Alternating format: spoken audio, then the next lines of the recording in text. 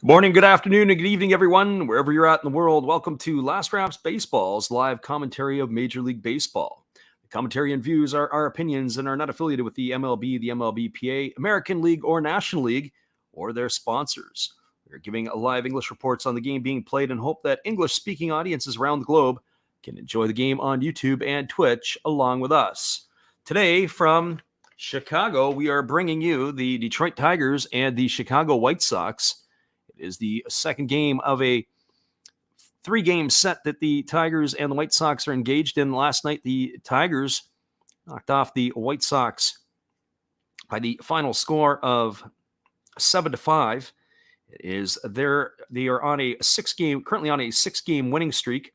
They're looking to extend that here today against the White Sox. The White Sox, of course, are in the Central Division with the Tigers and are battling for top spot. They're currently, though, in third place behind the Cleveland Guardians, 6 back of the Minnesota Twins. But the Tigers have played good ball lately, winning 8 of their last 10, and are now starting to close in on the White Sox for that third place, despite being only 11 games below 500. So we're going to begin by giving you the starting lineups. First, for the visitors from Detroit. Leading off in center field, wearing number 31 is Riley Green. Batting second in left field, wearing number 22 is Victor Reyes. Hitting third and wearing number 28 and playing shortstop is Javi Baez. Batting fourth and doing the designated hitting, wearing number 24 is Miguel Cabrera. Batting fifth at third base, wearing number 46 is Jamar Candelario. Batting sixth at second base, wearing number 7 is Jonathan Scope. Batting seventh in right field, wearing number 9 is Willie Castro. Batting eighth at first base, wearing number 20 is Spencer Torkelson. And batting ninth and doing the catching, wearing number 15, is Tucker Barnhart. And they're going to be facing the KG veteran and Johnny Cueto, who is 2-4 on the season. Cueto has worked 60 innings. He's allowed 55 hits, 23 runs, 22 of which have been earned. He has walked 18 and struck out 48 to a tune of a 3.30 earned run average. Well, that's your starting lineup for the Tigers. And now for the home team from Chicago, the White Sox will start off with Tim Anderson leading off, playing shortstop. He wears number 7. Batting second is Andrew Vaughn. He's the designated hitter. He'll bat in the 2 spot. Batting third is Luis Robert. He wears number 88 and plays center field. In the cleanup spot, wearing number 79, is Jose Abreu. He'll play first base. Batting fifth is the right fielder, wearing number 32, Gavin Sheets. Batting sixth is the third baseman, wearing number 10, Johan Moncada.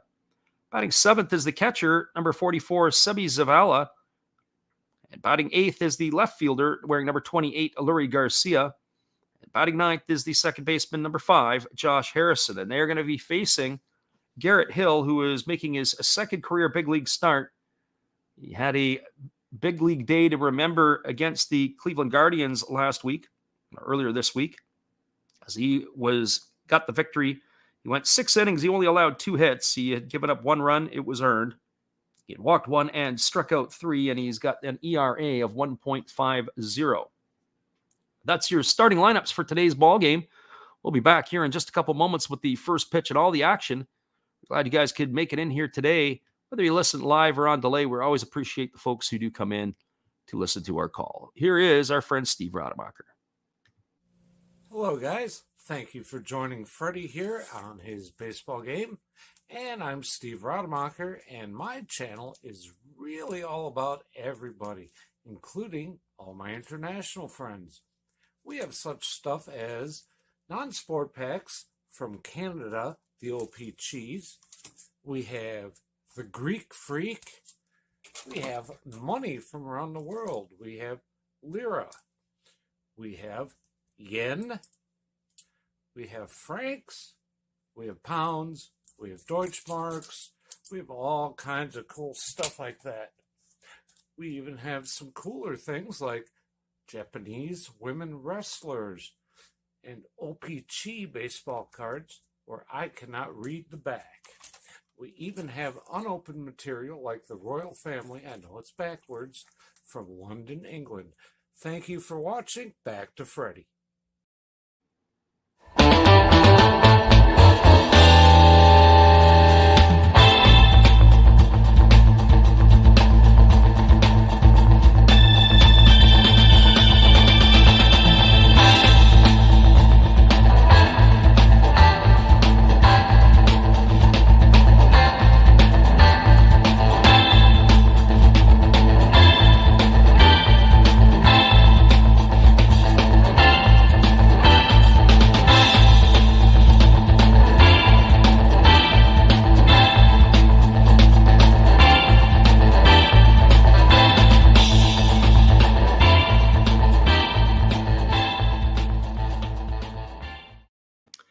Welcome back, everybody. This one is just about to get underway as the Tigers will be facing the right-hander Johnny Cueto. It'll be Riley Green, Victor Reyes, and Javi Baez to get things going for the Tigers in their half of the first inning. It is Riley Green, who's batting .240 on the season. He's got a homer and 8 RBIs. His rookie campaign has been a little bit on the upside, but now it is starting to slide onto the downside for the first time. It's going to see how he is going to respond to the ball game that he had last night where he struck out 4 times, the first time in his career. So Johnny Cueto has just completed his warm-up tosses, and we're now at this one underway. Cueto, a longtime Major League veteran. He's in his 15th season in the big leagues. He is a 2-time All-Star. He has pitched with the Cincinnati Reds, the Kansas City Royals, the San Francisco Giants, and now he has taken his act to the South Side in Chicago to pitch for the Chicago White Sox. The umpires for today's game, it is a veteran crew. Working behind the plate is Bill Welke. It'll be Junior Valentine at first, Chris Siegel at second, and Andy Fletcher is the third base umpire. It is a beautiful 73 degrees, and it is sunny in the Windy City. A great day for baseball, and here comes the first pitch. It is a fastball swung on and lifted foul down the left field line, and we're underway here. No balls and 1 strike to Riley Green. The wind is blowing in from left field at 13 miles an hour at the start of the game, but we expect that to change many times over. There's a fastball that misses upstairs, and the count now goes to 1-1. Defensively for the Chicago White Sox, from left to right, they've got Lurie Garcia on left. The center fielder is Luis Robert. The right fielder is Gavin Sheets. There's a fastball swung on. It is lifted down the right field line. Racing back at it is Josh Harrison, and he's going to make the catch over the shoulder. That is going to retire Riley Green for the first out of the inning. So 1 up and 1 away, and that'll bring up the left fielder, Victor Reyes. For Reyes, he's batting .312 on the season. He's got a homer and 11 RBIs. The switch hitter will be batting a left-handed against the right-handed throwing Cueto. Just finishing off the defense for the White Sox around the horn, it's Jose Abreu at first. Josh Harrison is the second baseman. Shortstop is Tim Anderson, and the third baseman is Yohan Moncada. And here's the first offering to Reyes. It's a breaking ball that misses outside, and the count is 1-0. And the battery today of Cueto and Sebi Zavala is what they will start with in this one. Here's the pitch. It is a fastball that misses outside, and the count is now 2-0 to Reyes.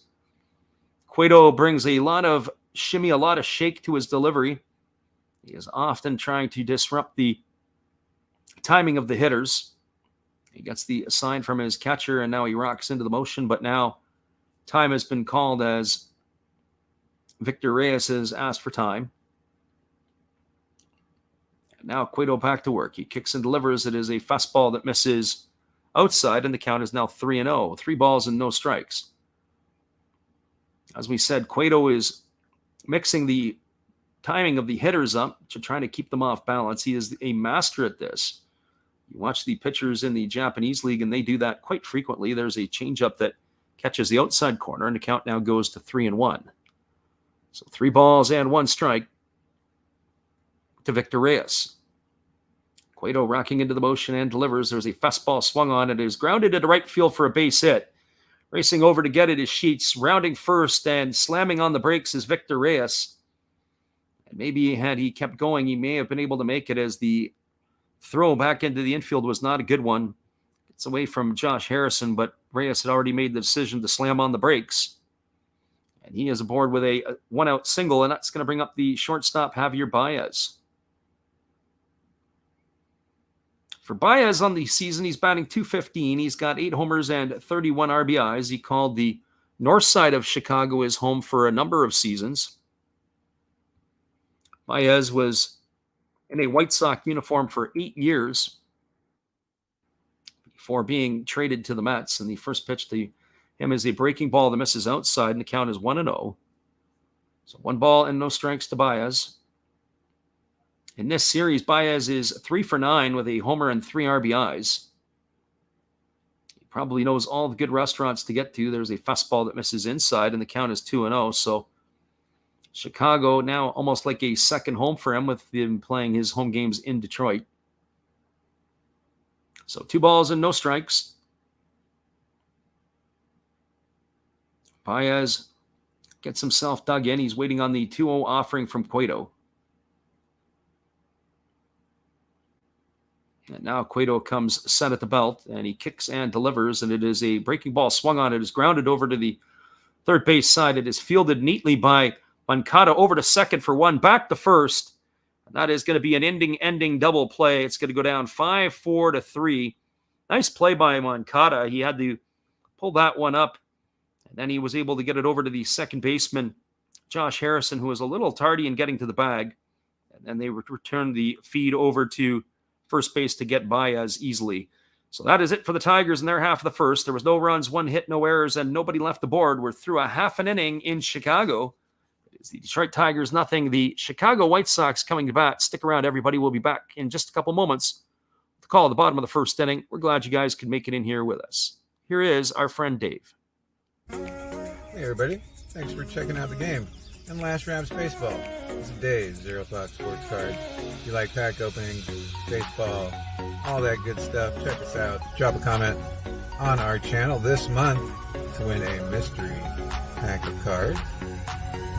All you gotta do is say Last Rap sent you to be entered. And we'll drop a video later on this month announcing the winner. Enjoy the game. Thanks, David, for your support. Be sure to check out Dave after the game and let him know Last Raps Baseball sent you. The Game Changer Lounge at Zero Fox Sports is waiting for you to drop by. Hang tight, everybody. We'll be back in just a couple with the call at the bottom of the first inning. It is 0-0 Tigers and White Sox.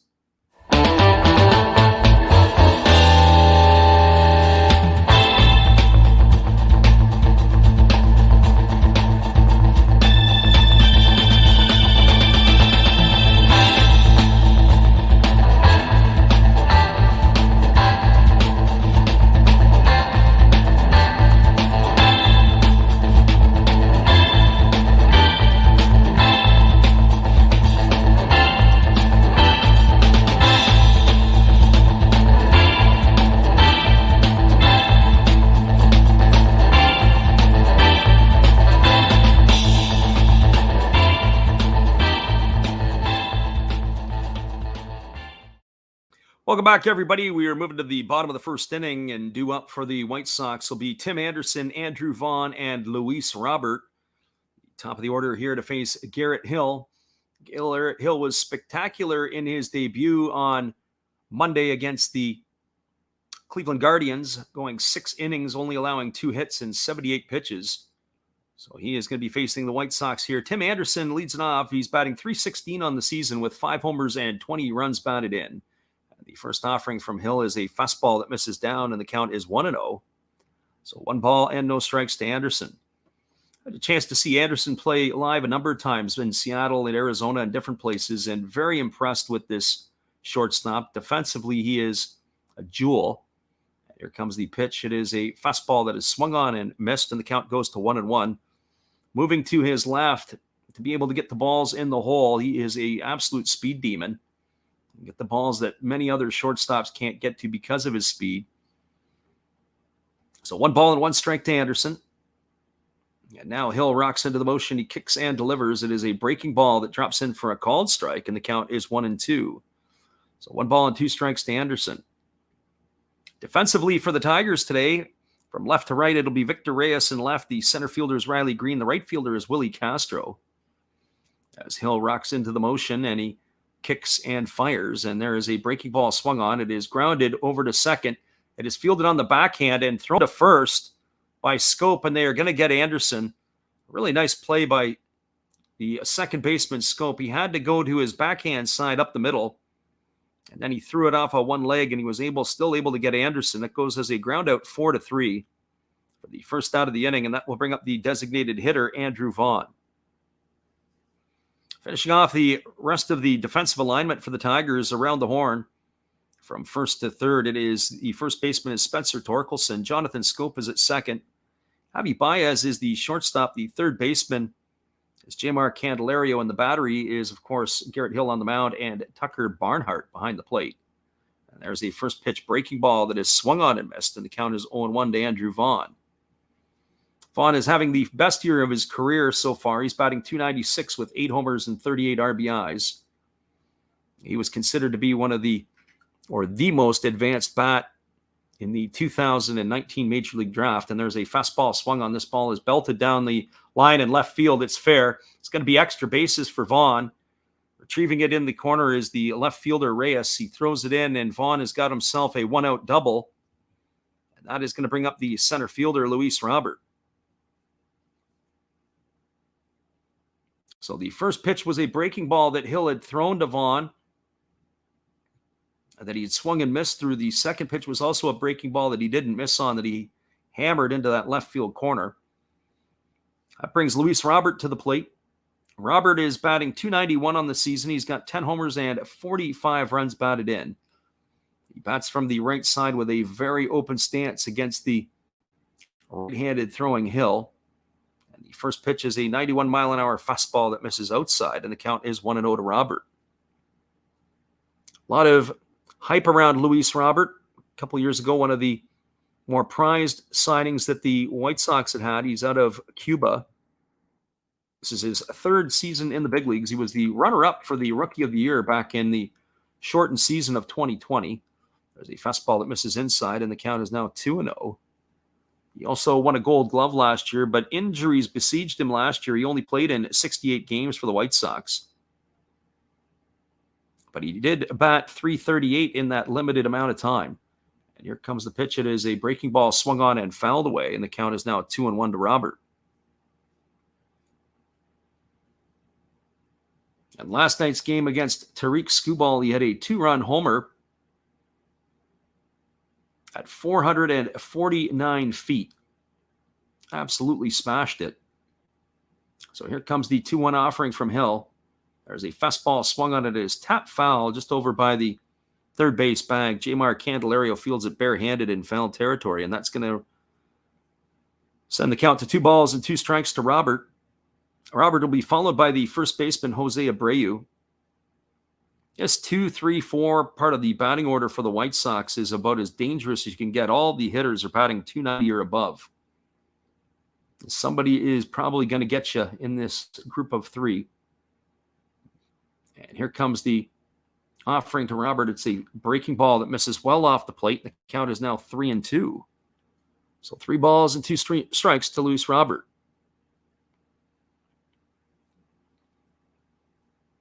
Robert digs himself in, and Garrett Hill ready to make the offering. He comes set at the belt. He checks the runner at second, and he kicks and delivers. It's a fastball that misses inside, and that's going to be ball 4. As Robert has drawn himself a walk, and that is going to bring up the first baseman, Jose Abreu. For Abreu on the season, he's batting .292. He's got 10 homers and 38 runs batted in. Abreu reminded me a lot when I've seen him in person of a younger Albert Pujols, a very similar type of approach at the plate. Also, just the way that he strides or doesn't really stride, as Pujols is more of a lift your foot up, put your foot down guy. Abreu is almost very similar to some of those traits. Very disciplined, but the ball sounds a lot different coming off the bat of Abreu than it does most others. And there's a first pitch fastball taken for a called strike on the outside corner, and the count is 0-1. So no balls and 1 strike to Jose Abreu. Abreu currently is the owner of a 13-game hitting streak. It is the longest active streak in the majors right now. Hill now holds at the belt. He checks the runner at second and delivers, and there's a fastball swung on. That was in on the fists, and Abreu was able to fight it off as it was sent foul down the first base line, and the count is now 0-2.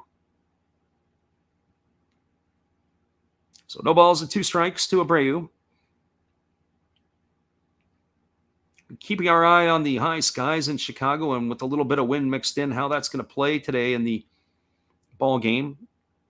The Windy City is known for its swirling winds, and it can make an adventure for defenders, especially teams that don't play regularly there. There's a fastball that misses outside to Abreu, and the count is now 1-2. Hill gets his signs from Barnhart. He works in the middle of the rubber as Abreu waggles the bat. And now the righty comes set. And he checks the runner, and now he delivers. It's a fastball swung on. It is lifted foul down the right field line. It's going to reach the seats behind the first base, beyond the first base dugout. The count is still 1-2 to Abreu. There is a very Latin flavor to the White Sox lineup. A number of their players have got connections, and specifically Cuban connections, as Robert and Abreu go back-to-back as in the order as Cuban-born players. And here comes the pitch. It is a changeup that misses inside, and the count is now 2-2. In the offseason, the White Sox splashed on an international free agent signing, Oscar Collis, who had played in the NPB with the Fukuoka SoftBank Hawks. Collis was kind of considered to be the Cuban Otani. He was a left-handed throwing outfielder. There's a breaking ball that is swung on. It is lifted down the right field line. Backing up is Torkelson into foul territory. He's going to make the catch. That is going to retire Abreu for the second out of the inning. That's going to leave it up to the right fielder, Gavin Sheets. Oscar Collis, as we said, was considered the Cuban Otani. He could sit on 95 plus miles an hour from the left side, and he also plays the outfield. Well, the White Sox had signed him, and he is in the minor leagues with them right now, the young outfielder, and that's what they're going to use him as an outfielder specifically. He's been named to the Futures game, which will take place during the All-Star game week. So here comes the first offering to Gavin Sheets as Hill is set at the belt. And he kicks and fires. It's a breaking ball that misses down. It squirts away from Barnhart, but the runners don't advance, and that is going to run the count to 1-0 to Sheets. So 1 ball and no strikes. Sheets on the season is batting .230. He's got 5 homers and 18 runs batted in. He's hitting from the left side against the right-handed throwing Hill. Hill in tune with his catcher Barnhart now comes set at the belt. And he kicks and delivers. It is a fastball that messes up. They appeal down to the third base umpire, but they say he didn't go. The third base umpire is Andy Fletcher today. So 2-0 to Sheets.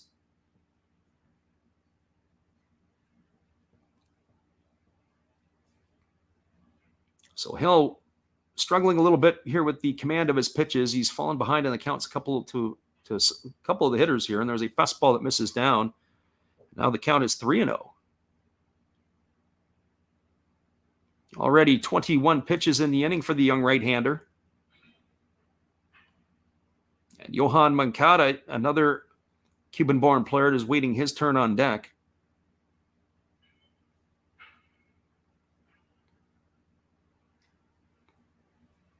As we said about the Cuban flavor that the White Sox have, here's the pitch. It is a fastball swung on. This ball is belted into deep left center field. And looking up, and this one is gone. A home run, as that ball is going to just carry right into the seats. A 3-run homer here in the first inning for Gavin Sheets has put the White Sox up in this one 3-0. It was a pitch that was middle away, and Sheets took it for a ride. A 3-0 offering. And he belts the ball into the left center field. Feats all Reyes and Green could do, the Tiger outfielders, is watch it just carry right into the seats. At 3-0, the White Sox have jumped out on front. So the honeymoon for Hill looks like it is over, as he's just given up a 3 spot here in the first inning, and that's going to bring up the third baseman, Yoan Moncada. For Moncada, he's batting 184. He's got 3 homers and 17 RBIs. The switch hitter is batting from the left side against the right-handed throwing Hill. And Hill rocks into the motion, and he kicks and delivers. It's a fastball taken for a called strike, and the count is 0-1. So no balls and 1 strike to Moncada.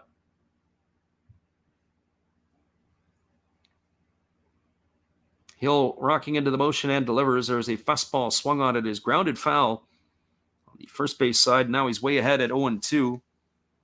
The catcher, Sebi Zavala, is waiting his turn on deck. Moncada has really struggled this year at the plate. He's batting 184.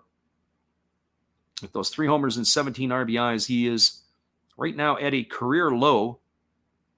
And here Hill rocks into the motion and delivers. It's a fastball swung on and fouled away, and the count remains at 0-2.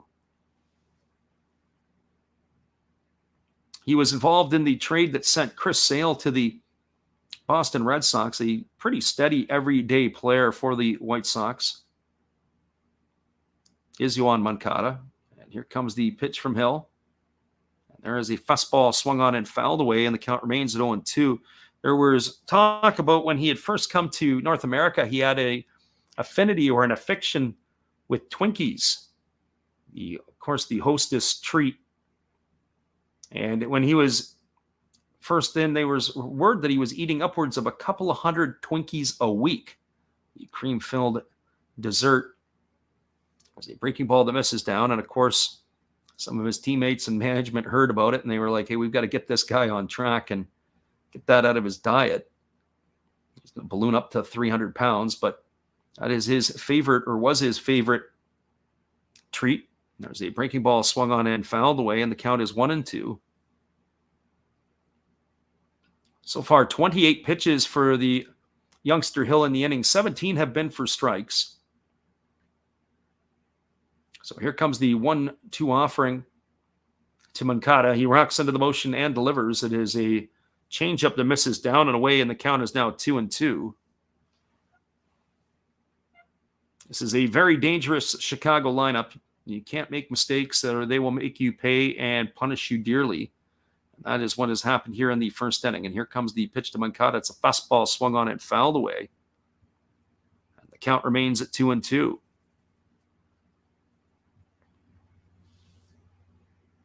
This is going to be the 9th pitch of the at-bat for Moncada. He's battled the young right-hander here. And the one thing I noticed about Hill the other day is he's sits around 90, 91 miles an hour with the fastball. And here comes the pitch. It is a fastball. That one was at 93 that was fouled off at the plate, and the count remains at 1-2. But he really doesn't seem to have that wipeout pitch that he's going to bury somebody with. He doesn't have a wipeout slider, doesn't have that overpowering fastball, doesn't have a ton of movement on the pitch that you would see with some other players or other pitchers I think of. I think of the game the other night between the Giants and the Padres, and there's a breaking ball swung on it. It's lifted into shallow center field. This ball is going to get down for a base hit, as Riley Green sees it fall in for a single, and that is going to bring up the catcher, Sebi Zavala.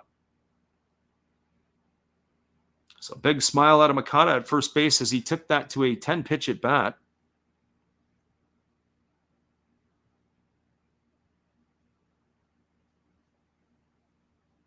And that is going to bring the pitching coach out of the Tiger bullpen. Chris Fetters is on his way to the mound to have a word with his young right-hander.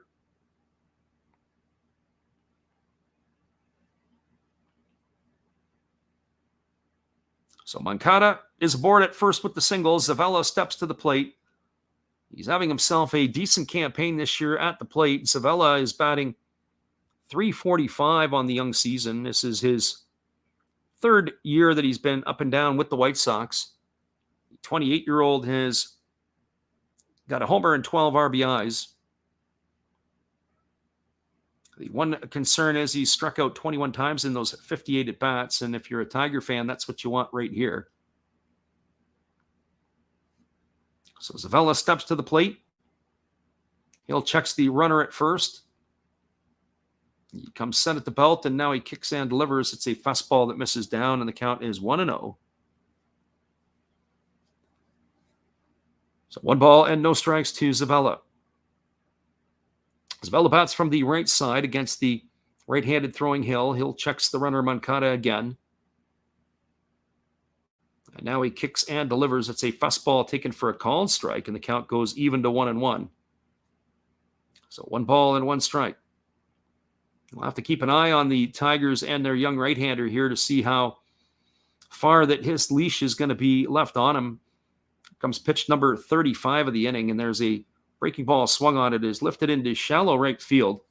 Drifting in on it, and now moving over toward the foul line is Willie Castro, and that is going to retire Zavella for the 3rd out of the inning. But there's been damage done, and lots of it here. There were 3 runs in the inning on the benefit of 3 hits. There was no errors and 1 runner left aboard. We are now through 1 complete. It is the Chicago White Sox 3, the Detroit Tigers nothing. Stick around, everybody. We'll be back with the call at the top of the 2nd inning. In just a couple moments, we're glad you guys could come in and listen, whether you're listening live or on delay. We appreciate y'all for being here. Here is our friend Matt Hollis. Well, you've got to have an ace in the hole, a little secret that nobody knows. Life is a gamble, a game we all play, but you've got to save something for a rainy day. You've got to learn to play your cards right if you expect to win in life. Don't put it all on the line for just 1 roll. You've got to have an ace in the hole. Yeah. That's right, everybody. After the ball game, be sure to check out another Hollis build. He's a supporter of our channel, and in turn, we like to support Matt. Hang tight. We'll be back in just a moment with the call at the top of the 2nd inning.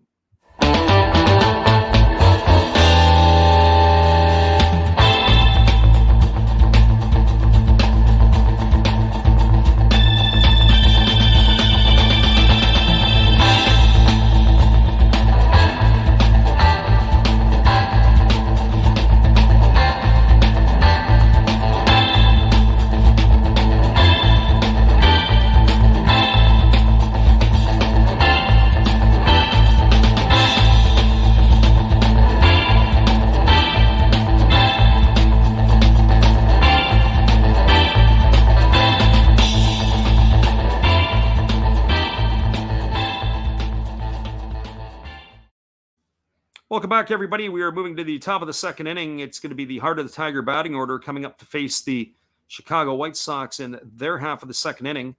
It'll be Miguel Cabrera, Jmar Candelario, and Jonathan Scope, the 4, 5, and 6 hitters for the Tigers. For Cabrera on the season, he was recently named to the All-Star game this past week. Him and Albert Pujols of the St. Louis Cardinals are considered legacy players. It'll be a swan song appearance for both of those longtime greats and probably surefire Hall of Famers. Cabrera is batting .304 on the season. He's got 3 homers and 31 runs batted in. His power numbers are down, but his batting average is up this year. It is in some ways a little bit sad to see some of the great hitters of the game, how they sometimes fade away, and that is what we're witnessing right now with Cabrera. There's a fastball that catches the outside corner, and the count is 0-1. So no balls and 1 strike. Cueto rocks into delivery and offers a breaking ball that misses down and away, and gets away from the catcher Zavella, and the count is 1-1. So 1 ball and 1 strike. Cabrera missing the power in his game these days, but he still has some good bat-to-ball skills. There's a fastball that catches the outside corner, and the count is now 1-2 to Miggy. Tigers are in the midst of a 6-game win streak. That is in jeopardy now with the early lead here in the 1st inning, and there's a fastball swung on and missed. And Cabrera goes down on strikes for the 1st out of the inning. 1 up and 1 away. And that is going to bring up the 3rd baseman, Jmar Candelario. For Candelario, he's batting .191 on the season. He's got 6 homers and 22 runs batted in. He homered in last night's ball game. He's been playing much better as of late. His bat has been coming around. So Candelario steps to the plate batting left-handed against the right-handed throwing Cueto, and he swings at the first pitch and fouls that away, and the count is no balls and 1 strike.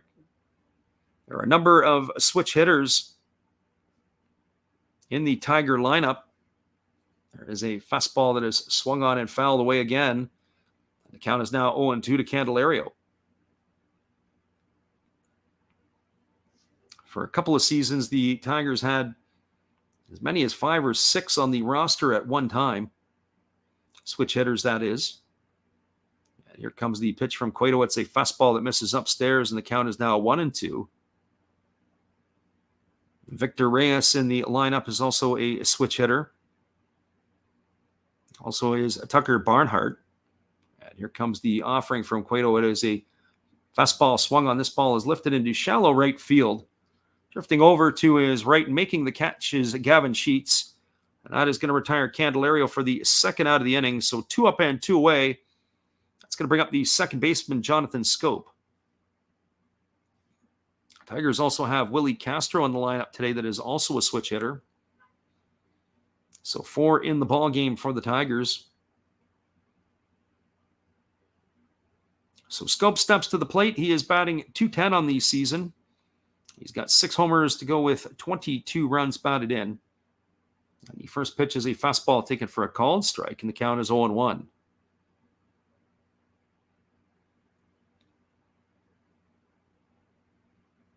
So here comes the pitch. It is a changeup delivered. It is swung on. It is lifted into shallow right center field. Moving over to his left to get it is Robert. It's going to take it on the bounce. It's going to be a base hit single for Scope. So a 2-out single, and that's going to bring up the right fielder, Willie Castro.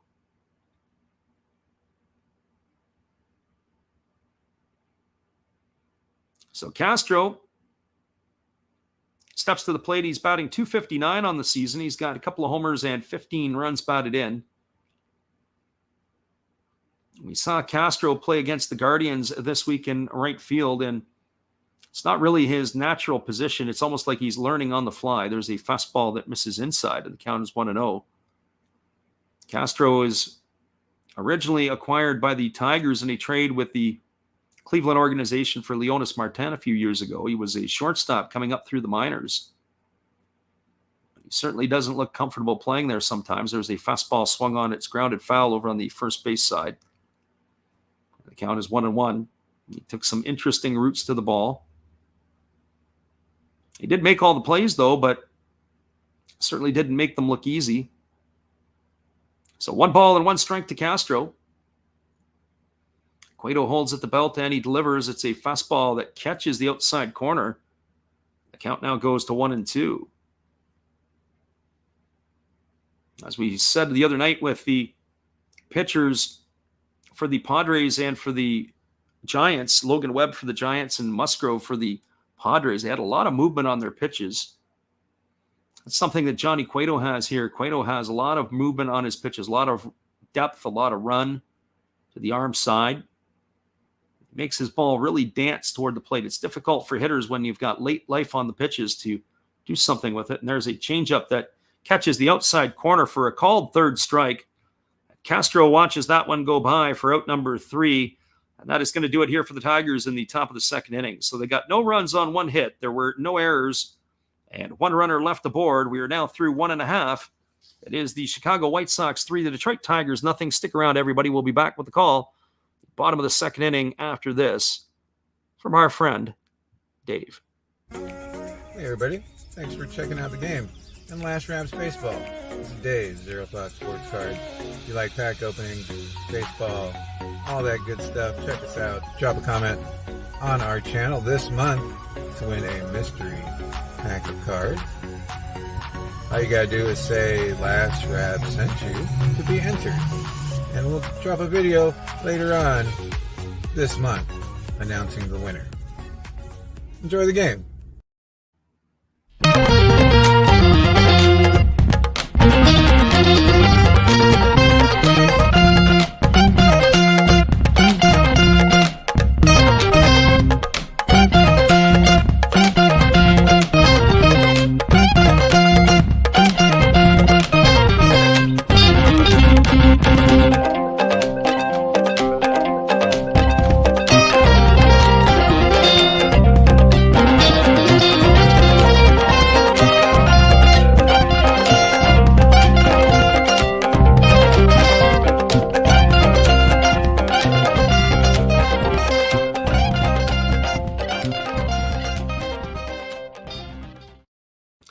Welcome back, everybody. It is going to be the 8, 9, and 1 hitters in the Chicago batting order coming up to face Garrett Hill in his second inning of work. That means it's going to be Leury Garcia, Josh Harrison, and Tim Anderson.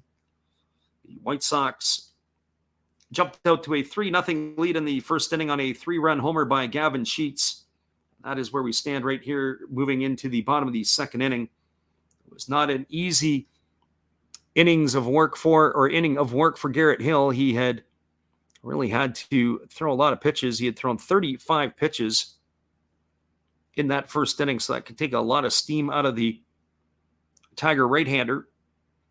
He did not get above 85 pitches in his last outing, so I'm curious to see what kind of a leash the Tiger brass have on him here. The young right-hander is looking to settle down with the bottom part of the order. But it is not an easy lineup, as they can go at least 6 guys deep, it looks like, today in the lineup for the White Sox. There's the first pitch fastball swung on and missed, and the count is 0-1 to Garcia. Leury Garcia on the season is batting .199. He's got a couple of homers and 15 RBIs. We were talking in the first inning about the Latin flavor that the White Sox have, number of Cuban players. Garcia calls the Dominican Republic his home. There's a breaking ball that drops in for a called strike, and the count is now 0-2. But when you look at the players with Latin connections in the lineup, 4 players in today's lineup for the White Sox. They can sometimes roll out as many as 6 or 7. There's a breaking ball that misses outside, and the count is 1-2, depending, of course, who's pitching. Of course, if you include Johnny Cueto in that mix, there's another one today, so that would be 5. So Hill rocks into the motion. He kicks and delivers. There is a fastball swung on and fouled away, and the count remains at 1-2. It's often interesting to see where clubs put their resources. Certain teams at the minor league level, and when they're developing or they're drafting or signing and developing players, they'll spend more time elsewhere. The Tigers have had a more recent history with Venezuela.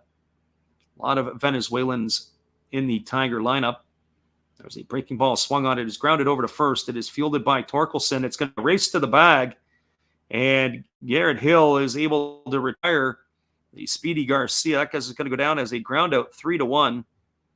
Not sure I really like the way that the Tiger defense approached that. I thought Torkelson may have been able to take that himself, but Hill was able to get there and win the race by a half a step. But Leury Garcia was really pressuring the Tiger defense down the line. That's going to bring up the second baseman, Josh Harrison. Harrison has been enjoying a almost renaissance type of season for the White Sox, batting .240 on the year. He was with the Tigers back in 2019, and there's a first pitch breaking ball that drops in for a called strike, and the count is 0-1. I say renaissance because, well, realistically, when he was with last year with the Nationals and the Oakland Athletics, he had 8 homers and 60 RBIs, batted .279. He got back to almost his old self that we saw in Pittsburgh for those years. There's a breaking ball swung on and fouled away, and the count is 0-2. But here he is in the White Sox lineup, getting an opportunity to play, but he was not very good when he was in Detroit. And in a lot of ways, one would have to have thought that his career was maybe coming to an end. His game had seemed to drop off, but good for Josh Harrison to be able to keep it alive. There's a fastball swung on. It is grounded over the right side. It is fielded by Scope. He's going to have to hurry. They throw to first, and Spencer Torkelson makes the stretch. And that is going to retire Harrison on a ground out 4-3 for the second out of the inning. And that is going to bring up the shortstop, Tim Anderson. For Anderson today, he is 0 for 1. He grounded to the second baseman his first time up.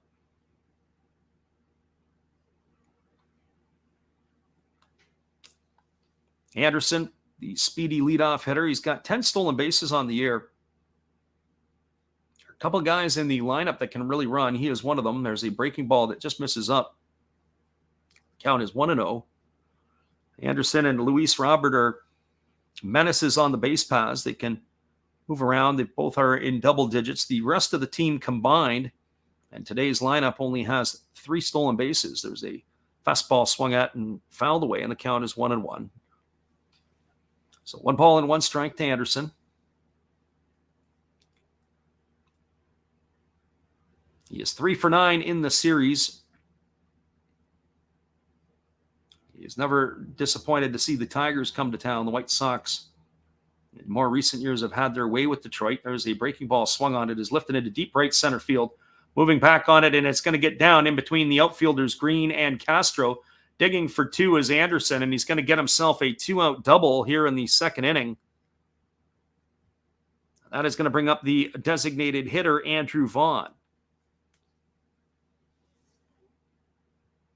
Vaughn today is 1 for 1. He doubled and scored a run in the first inning. We're talking about him in the batting order, or not just in the batting order, but in the draft order.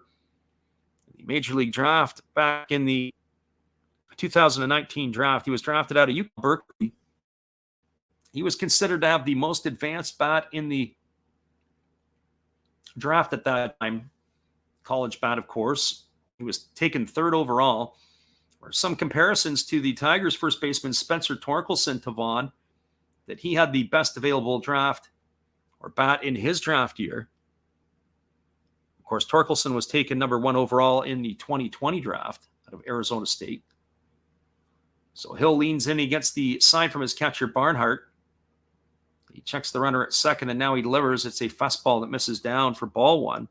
So Tiger fans can take some solace in knowing that the comparisons to Vaughn are there. You've got nothing but good things ahead. Vaughn, of course, last year batted .235 in his first season in the big leagues. He's been able to up his average this year, and he's been able to trim his strikeout rate down. Here comes the pitch. It is a fastball that just misses upstairs. The count is now 2-0 to Andrew Vaughn. Vaughn was a first baseman, but they've moved him into the outfield. He's getting the nod at DH today. Be tough to play first base with Jose Abreu in front of you, and there's a breaking ball that drops in for a called strike, and the count is now 2-1. So 2 balls and 1 strike to Vaughn. White Sox are looking to add to their lead here with 2-way here in the second inning. They're up 3-0 on the Tigers. And here's the pitch. It is a changeup that comes inside and hits Vaughn. And he is going to be awarded first base, and that is going to bring up the center fielder, Luis Robert. So a whole host of trouble here for Hill in the first 2 innings. There's nothing worse than when you can retire the first 2 outs of the inning and then you allow a double and then, you hit a guy. And that'll bring up the Cuban-born Luis Robert. Robert is hitting .291 on the season. He's got 10 homers and 45 runs batted in.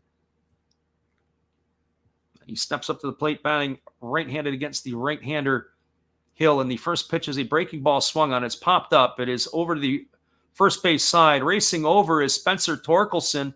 And he's not going to make the catch as he runs into the auxiliary scoreboard wall down the right field line. He ends up crashing into the netting. The ball just kept drifting. The ball ended up hitting the top of the scoreboard and then bouncing into the netting. It's going to be a strike. And this is what the problem is in Chicago, is you've got the wind that's playing havoc with the ball in the air. That's exactly what it did there. Took it for a ride as Torkelson kept drifting, and then he ran out of real estate. So here comes the offering to Robert. It is a fastball swung on it. It is lined into left field. Picking it up is Reyes. He's going to throw, is going to come into third. Stumbling as he crosses the plate is the runner Anderson. He is going to score. It's going to be an RBI single for Luis Robert. Stopping at second will be Vaughn. The White Sox have padded their lead to 4-0 here against Detroit in the bottom of the second inning. That is going to bring up the always dangerous Jose Abreu. For Abreu today, he is 0 for 1. He popped out to the first baseman his first time up. So not quite the storybook script that was written in the pro debut of Garrett Hill. He's got himself in a whole whack of trouble here in the second inning. So runners are at first and second, and Abreu is stepping up to the dish. And Here comes the pitch. It is a fastball swung on. This ball is driven to right field, and it is over the head of Willie Castro. Everything that we talked about earlier with Castro misplaying balls, that ball is over his head. Digging for second is Abreu, and that is going to bring both runners around to score. A 2-run double for Abreu cashes in Vaughn and Robert. And that is going to extend the White Sox lead to 6-0 here in the second inning. A 2-run double for Abreu, but that was played into it by the defense of Willie Castro. If you get a chance to see the video replays of this, Castro started moving to his right, and then he threw on the brakes and had to jump back for the ball, which was over his head. It was a Z route to the ball for sure. 2 RBIs for Abreu, and that brings up Gavin Sheets. So some excitement in Chicago with the defensive play of Willie Castro. Not a natural right fielder, as we've suggested. So Hill is going to rub himself up a new baseball, and he's going to have to get back to work. He's at 53 pitches now here in his inning and 2/3 of work. Everything has fallen apart here since the first 2 outs of the inning. A double by Anderson, hitting Andrew Vaughn, a single by Robert, and now a 2-run double by Jose Abreu has pumped the lead up to 6-0 for the White Sox. So here comes the first offering to Sheets. It is a breaking ball swung at and missed, and the count is 0-1. Sheets in his first at-bat deposited a 3-run homer to the opposite field. Drilled it into left center field for the first runs of the ball game for the White Sox.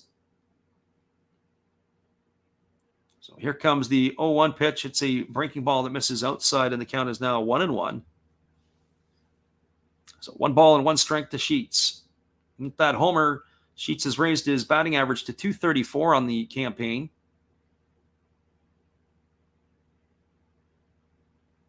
And here comes the pitch. It is a breaking ball swung on. It is tapped slowly over to the pitcher, Hill. He jogs towards first. He underhands it to the first baseman, Sheets. That's going to go down as a ground out 1-3 for the 3rd out of the inning. But damage has been done, and lots of it. There were 3 runs in the inning on the benefit of 3 hits. There was no errors and 1 runner left aboard. We are now through 2 complete. It is the Chicago White Sox 6, the Detroit Tigers nothing. Stick around, everybody. We'll be back with the call at the top of the 3rd. When we return, thanks for popping in here with us. Here is our friend Steve Rademacher. Be sure after the game to go check out his channel, as he has got all your entertainment needs. Hello, kids. Steve coming at you. It's Steve Rademacher. And if you like interesting stuff, if you like to laugh a little bit, and if you enjoy collecting, this channel's for you. If you like non-sport cards, we have them.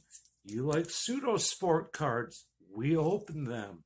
Even if you like entire boxes of completely pointless stuff or other sports, we have everything here. I drop a different video every day, and there's always a theme to it, from No Filter Friday to Saturday morning cartoons, even Sunday shoutouts. Once in a while, we'll get a little froggy and show Money Money Monday, where I showcase a bunch of my currency. We have Legos, we have Star Wars, we have a good time. We even have my brother on Takeover Tuesday. Be there or be square. Back to Freddy. Appreciate you there, Steve, and your support of the channel. And in turn, we support Steve Rademacher. It is a 6-0 White Sox lead. We're going to the top of the 3rd. Hang tight. We'll be right back in just a moment.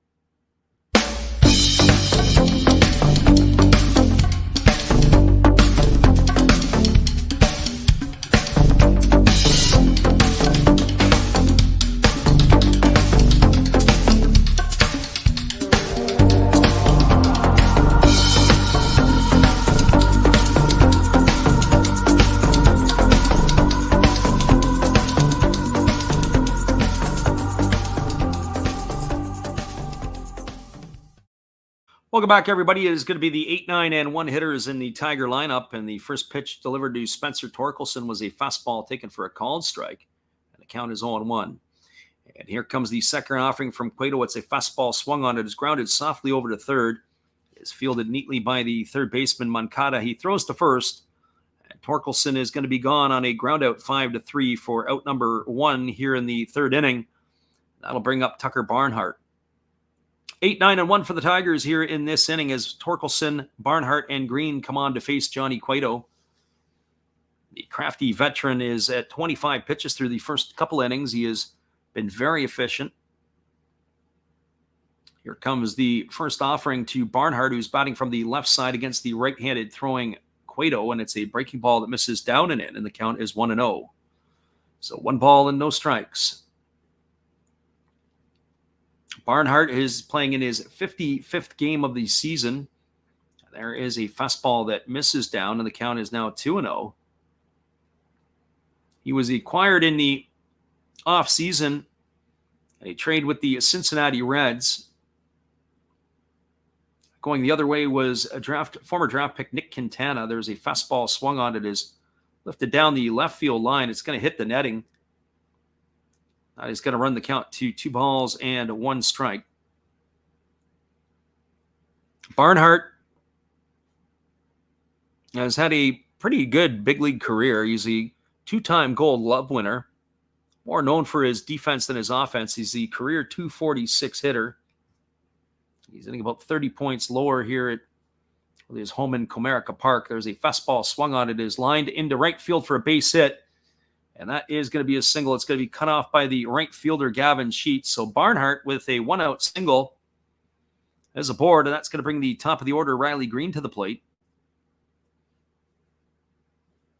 For Riley Green, he is 0 for 1 today. He popped to the third baseman his first time up. Green's average has dipped to .237 on the season. He bats from the left side against the right-handed throwing Cueto. He is 0 for 9 in this series against White Sox pitching. So Cueto leans in. He gets the sign from his catcher, Zavella, and now he delivers. It's a breaking ball that drops in for a called strike, and the count is quickly 0-1 to Green. So no balls and 1 strike. There's only one other game going on in Major League Baseball today, and here's the pitch. It's a fastball that misses outside, and the count is now 1-1. All the other games are going to be a little bit later starts. Here comes the 1-1 offering now to Green. He kicks and delivers. It is a breaking ball swung on and tap foul right at home plate. The count is 1-2. That other game that's going on, it's in the bottom of the third inning. It is the Phillies and the Cardinals locked up at 0s. All the rest of the games will be starting in about an hour's time. I shouldn't say all the rest of the games, but there's going to be 8 of them that'll be starting in an hour's time. And the West Coast games will go a little later than that. So 1 ball and 2 strikes it is to Green. Cueto, it's on the rubber. He takes a look at the runner at first base, and now he kicks and delivers. It is a breaking ball that misses outside, and the count is now 2-2. So 2 balls and 2 strikes to Riley Green. The rookie Green got off to a good start, and then he started to fade here recently, so the league may be catching up to him. It's going to be interesting to watch to see how Green is able to make his adjustments back. There is a fastball swung on. It is taken on 1 hop by the second baseman, Harrison, over to second for 1, back to first. And that is going to be an inning-ending double play. It's the second time the Tigers have hit into an inning-ending double play in the 3 innings. This one is going to go 4-6-3 for the final outs of the inning. So for Detroit in their half of the third, there was no runs on 1 hit. There were no errors and nobody left the board. We are now through 2.5. It is the Chicago White Sox 6, the Detroit Tigers no score. Stick around. We'll be back with a call in just a couple moments. We're glad you guys could bounce in here with us today. We'll be right back after this from our friend Steve. Domo arigato. Sorry if I mispronounced that. I'm new at this. Thank you for watching Last Raps Baseball. Tell all your friends and family to come check him out, ask some questions during the telecast, and give him a good sub and a thumbs up. And this is Steve coming back at you, and some new things on my channel. Star Wars figures that everybody likes. We have Mad magazines from the 1970s. We try to avoid the Noid, and for your pleasure, once in a while, we can open up Michael Jackson if you want, the cards. We have Elvis. We have Sadahar O. We love everything that is everything, so we even have the Beatles fighting with lightsabers. Look at that, John and George. Once in a while, we'll even have my brother take over my channel on a Tuesday. So once again, everybody tell your friends, come see Freddie at Last Raps Baseball. And right now, I'm going to kick it right back to you, Freddie. Appreciate you there, Steve, and your support of the channel. In turn, make sure you support Steve Rademacher by checking out his channel after the game, whether it's Money Monday, Takeover Tuesday, the Saturday morning cartoons, or the Sunday shoutouts. He's got everything for everybody's needs. We're moving to the bottom of the third inning. It is going to be the 6, 7, and 8 hitters in the batting order. It'll be Johan Moncada, Sebi Zavella, and Lurie Garcia to face the right-hander Garrett Hill. It has not been a beautiful day for the right-hander today, as he has struggled against the White Sox hitters. They have lit him up for 6 runs so far. He's going to get on his third inning of work. So Hill is ready to come back at it. He has thrown 56 pitches in his first 2 innings.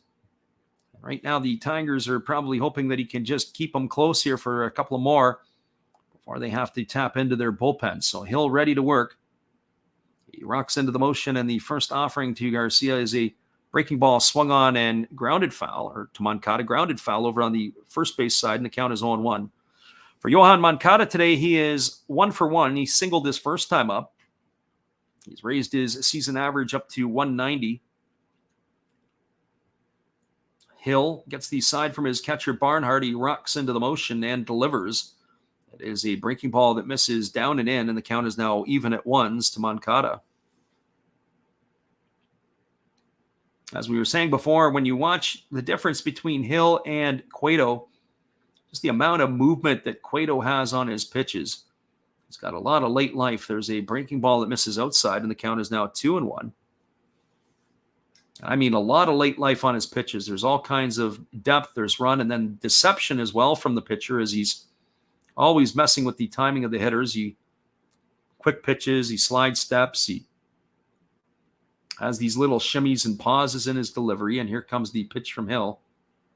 It's a fastball that catches the outside corner. The count is now 2-2. So 2 balls and 2 strikes to Moncada. Hill gets the sign from Barnhart. He ready to go back to work. I also would say this about the tempo and pace of the starter Hill. He's not working with the same sort of intent that he had against the Guardians earlier in the week. There's a fastball swung on and fouled away, and the count now remains at 2-2 to Moncada.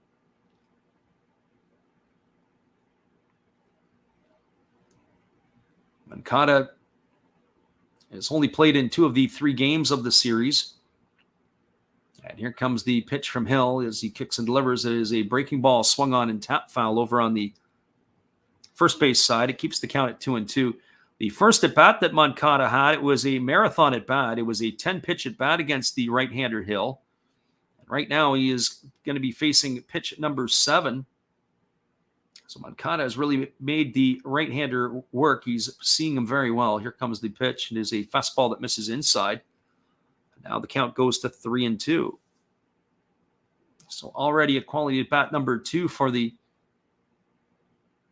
switch hitting Johan Moncada.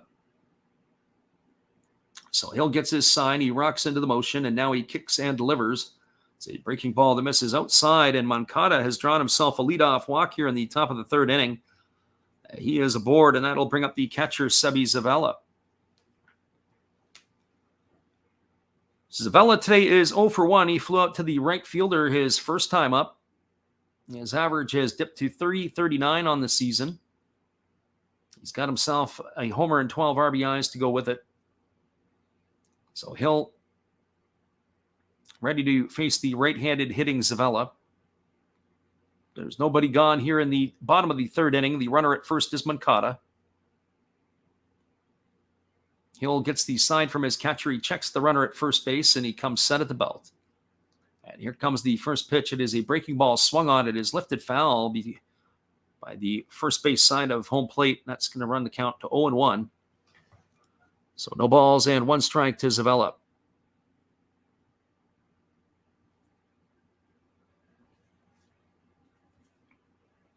Zavella digs himself in. He waggles the bat. And Hill throws over to first base, and getting back easily is the base runner Moncada.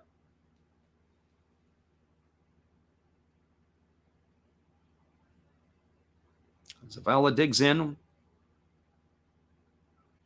And here comes the 0-1 offering.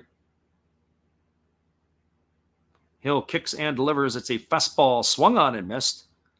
Runs the count now to 0-2. A 91-mile-an-hour fastball. He blew it right by Ella.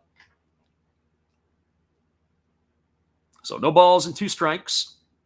Lurie Garcia waits his turn on deck as we are in the bottom third of the batting order for the White Sox. Holding at the belt is Hill. He kicks and delivers. It is a fastball swung on. That's fouled straight back. Count remains at 0-2. Yesterday in the Yankee Red Sox game, Jackie Bradley Jr. for the Red Sox came in to pitch, making his big league debut on the mound, first time in his career. It was a 6-run ball game in the top of the 9th inning, and they brought in Jackie Bradley Jr. to pitch. He was sitting on about 92 miles an hour, 91, 92 miles an hour, which was interesting to see. Until, of course, Gleyber Torres came to the plate, and then he started throwing the muffins. But he only allowed 1 run in his 1 inning of work. So here comes the 0-2 offering. There's a breaking ball swung on. It is lifted into right field. Moving over underneath it is Willie Castro. He's going to make the catch. And that is going to retire Zavella for the first out of the inning.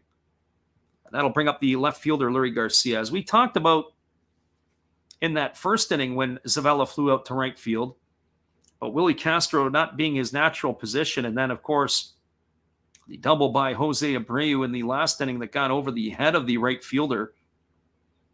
It was a complete circus act. It was a Z route to the ball. He was running as if he was going into the gap in right center field, and he had to throw on the brakes and leap behind him.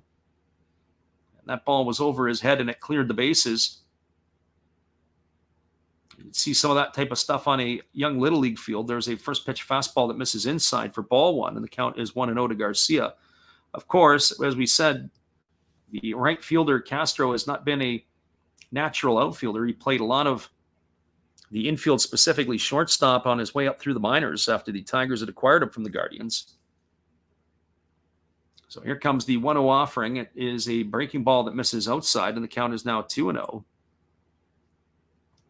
So 2 balls and no strikes.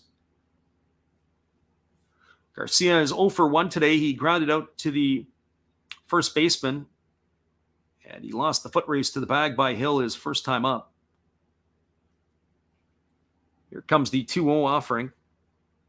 And there's a fastball swung on. It is lifted foul down the left field line, but it's going to drift into the seats. It's going to run the count to 2-1 now on Garcia. So 2 balls and 1 strike. The Tigers are behind 6-0 here to the White Sox in the bottom of the 3rd inning. Garcia steps in, batting from the left side against the right-handed throwing Hill. Hill checks the runner at first. And now he comes set at the belt. And here comes the offering. It is a fastball swung on and fouled away, and the count remains at 2-2.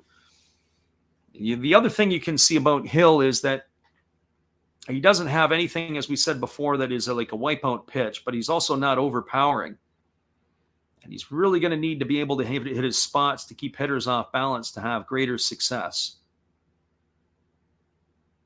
So 2 balls and 2 strikes. Right now, the White Sox are right on time with the young right-hander.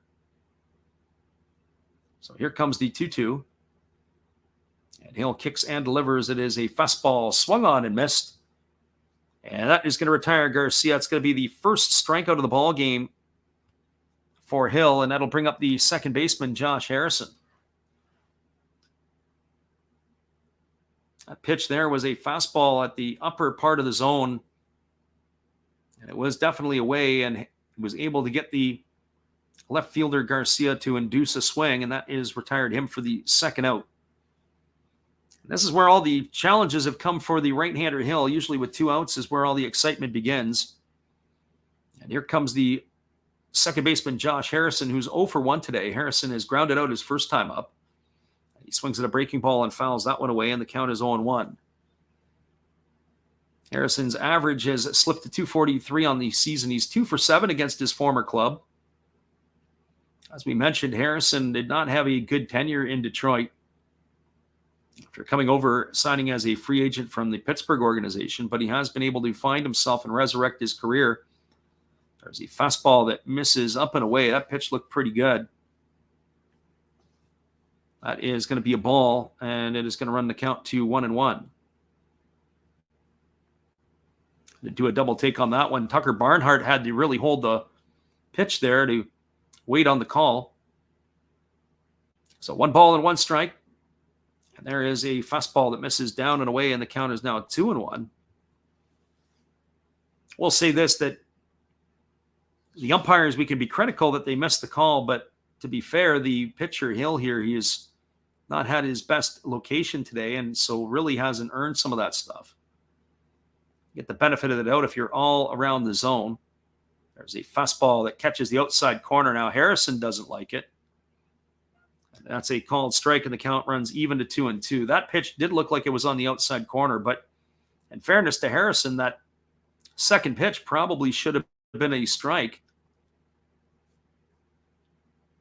So 2 balls and 2 strikes. And here comes the offering from Hill. It's a breaking ball swung on it. It's pop foul. It's going to reach the seats behind home plate, and that's going to keep the count at 2-2. So 2 balls and 2 strikes. In his younger years, Josh Harrison used to be fun to watch on the base paths. He has some of that Javier Baez type excitement in him. It's the way he was able to steal bases, the way he was able to run the bases, very aggressive. So here comes the 2-2 offering. And the pitch is fastball swung on, and it's going to be lifted foul behind home plate. Hill had come inside and was able to catch Harrison on the fists. So 79 pitches here for Hill as we have 2 out here in the 3rd inning. Hill checks the runner at first. He comes set at the belt. And now time is called at home plate as Josh Harrison has asked for time. He's got something in his eye.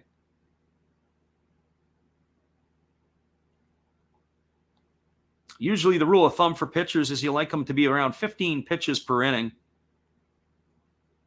And Hill has exceeded those numbers in each of the 3 innings of his work. There's a breaking ball swung on. It's tapped slowly over to third. Candelario fields it, throws on the run, and as a ground out, 5-3 to end the inning, as Harrison is nipped by a couple of steps at first base, and he has gone for out number 3. So for the White Sox in their inning, they had no runs, no hits, no errors, and 1 runner left aboard. We're now through 3 complete. It is the Detroit Tigers trailing the Chicago White Sox 6-0. We'll be back in just a few moments with the top of the 4th. Glad you guys could be here with us today. Whether you listen live or on delay, we appreciate you all for being here. Here's our friend Steve Rademacher. Hello, friends. Steve coming back at you, a clean-shaven Steve. Thank you for watching Last Reps Baseball. And please continue to support my channel among others, like Another Hollis Build. Awesome commercial. And now I'll show you a few more things that we do have. We have toys, like this bobblehead Star Wars on wheels. We have Noids. We can't keep avoiding them forever. We do have Legos. Love my Legos. We have Origami Folder. Check him out. He's new into this, getting started, has good following already. We have Red Beard Breaks. And we also have these things that, in a pinch, will tell you what your temperature is. So, if you like all of this, and if you like Last Raps Baseball, join all of us. We'd love to have you. And I know you would enjoy us. Thank you, peace, good night, and cheers. Welcome back, everybody. We are moving to the top of the fourth inning. It is going to be Victor Reyes, Javier Baez, and Miguel Cabrera to come to bat to face the KG veteran Johnny Cueto. We'll be back in 30 seconds with the call in just a couple moments. We're glad you guys could be here with us today.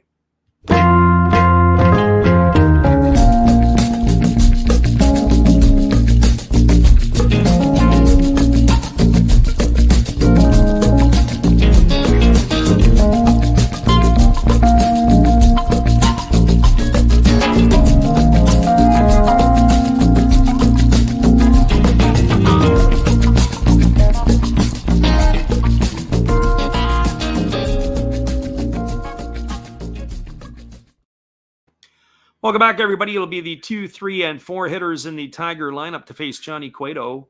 That means Victor Reyes, Javi Baez, and Miguel Cabrera. And the first pitch that was delivered to Reyes was a fastball taken for a called strike. And the second pitch was a breaking ball that missed down and in, and the count is 1-1. Reyes had a single his first time up.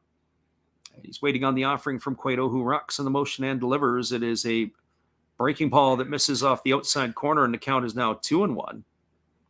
So 2 balls and 1 strike to Reyes. Reyes has raised his season average to .319 for the Tigers.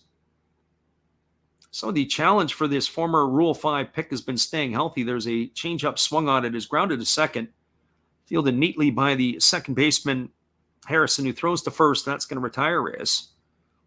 Just to finish off our thoughts on Reyes, he's always been able to swing the bat a little bit. His power numbers really aren't there. They haven't played out. But staying healthy and being able to keep his name in the lineup has probably been his greatest challenge, as he's missed quite a bit of time this year, as he has in the last couple of seasons. So that brings up Javi Baez to the plate. For Baez, he is batting .214 on the season. He's 0 for 1 today. He grounded into a double play his first time up, and there's a breaking ball that drops in for a called strike, and the count is 0-1. So no balls and 1 strike. Baez waiting on the offering from Cueto. There's a breaking ball that catches the outside corner, and boy, Javi Baez sure didn't like that call. No balls and 2 strikes. He's sure letting the home plate umpire know his thoughts. That's Bill Welke behind home plate. So here comes the 0-2 pitch, and they're going right back at the same location. There's a breaking ball that just misses wide, and the count is 1-2. To be honest, Johnny Cueto's been around the plate for most of the ball game here, and there's a breaking ball swung on and missed, and Baez has gone on strikes. He's got a lot to say as he's walking away. And he has gone for out number 2, and that is going to bring up the designated hitter, Miguel Cabrera.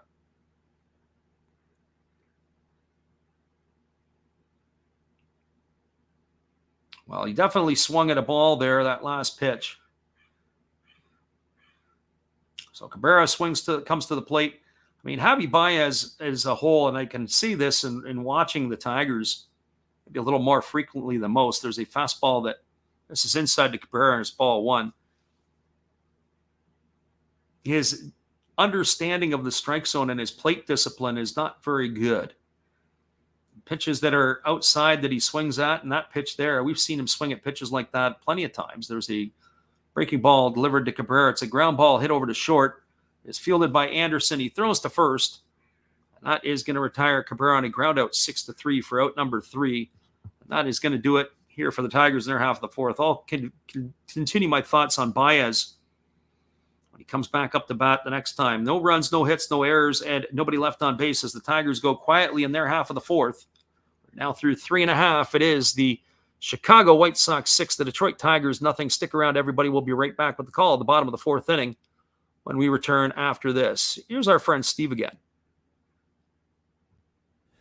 Hello, and we'll be right back to Last Reps Baseball after this brief message from me, Steve Rademacher. Thank you all for watching my channel and supporting me. Thank you all for supporting Freddie in Last Reps Baseball. He does an awesome job commentating. And to show you some more stuff that you can see on my channel, we have shiny Pokemon cards. We have Hall of Fame quarterbacks like Brett Favre. We have Bo Jackson playing baseball. That's right. That's his rookie card. Very nice. We even have gold. We have gold. We have wrestlers. That's Roddy Piper. And yes, we even have Jason Stokes and many ways to destroy him. So now, thank you again. Back to your regular program with your host, Last Reps Baseball.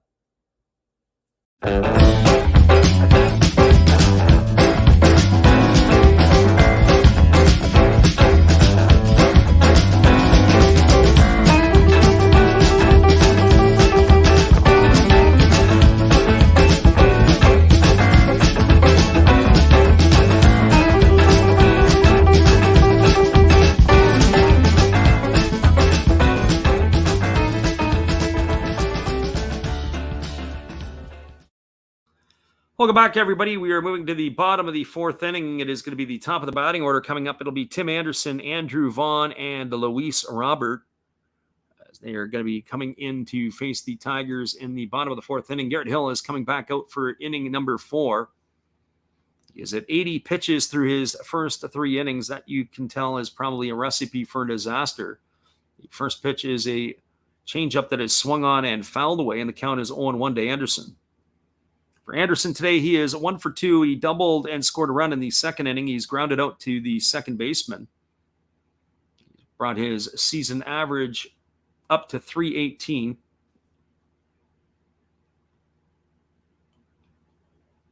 And here comes the pitch from Hill. It's a fastball at 90 miles an hour that misses upstairs. The count is now 1-1. Action in the Tiger bullpen. It is Tyler Alexander, the left-hander, who is up and throwing. So one would expect that this will probably be the last inning of work for Hill. There's a breaking ball swung on it. It's grounded to short. Baez is going to have to hurry. The throw over to first base is in the air. Torkelson makes the catch and applies the tag on Anderson. And he is going to be retired for out number 1. So that's going to go down as a ground out, 6-3 for the first out of the inning. It looked like Baez was going to take his time. Nice play by Torkelson to have to leap in the air, catch it and spin, and apply the tag to Anderson. Anderson had turned his head as he was getting through the base. So 1 gone, and that brings up Andrew Vaughn, who is 1 for 1 today. He's doubled, and he's been hit by a pitch. He scored a couple of times, and there's a fastball taken for a called strike, and the count is 0-1.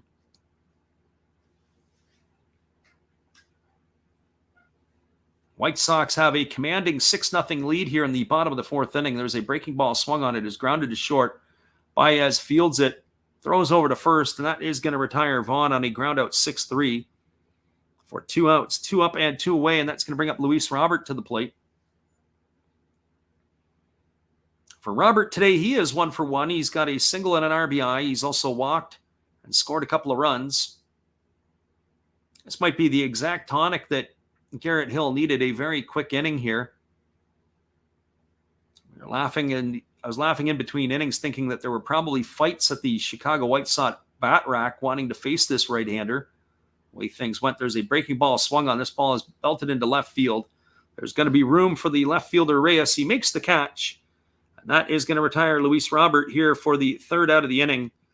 So the White Sox, they go quietly in their half of the fourth and in order. No runs, no hits, no errors, and nobody left. We're now through 4 complete. It is the Chicago White Sox 6, the Detroit Tigers nothing. Stick around, everybody. We'll be back with the call in just a couple moments at the top of the 5th inning. We're glad you guys could be here with us. Hang tight. Here's our friend Matt. Good evening, ladies and gentlemen. Namaste. Hey, I hope you guys have been enjoying the game. My name is Hollis. I've got a YouTube channel called Another Hollis Build.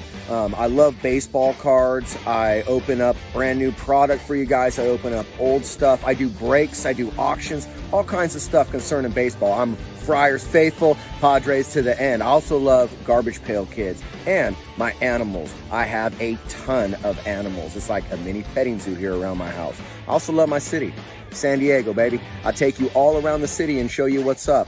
If you guys dig stuff like that, cruise on over and check it out. It's Another Hollis Build. If you dig it, subscribe. I'd really appreciate to have more follow me along on the journey. Hey, either way, you guys have a wonderful day or a beautiful, beautiful evening. No matter which one it is, make sure that you make it great, my friends. Big up Last Raps Baseball. Yeah, Freddie, let's go. One love and peace. Yeah, man.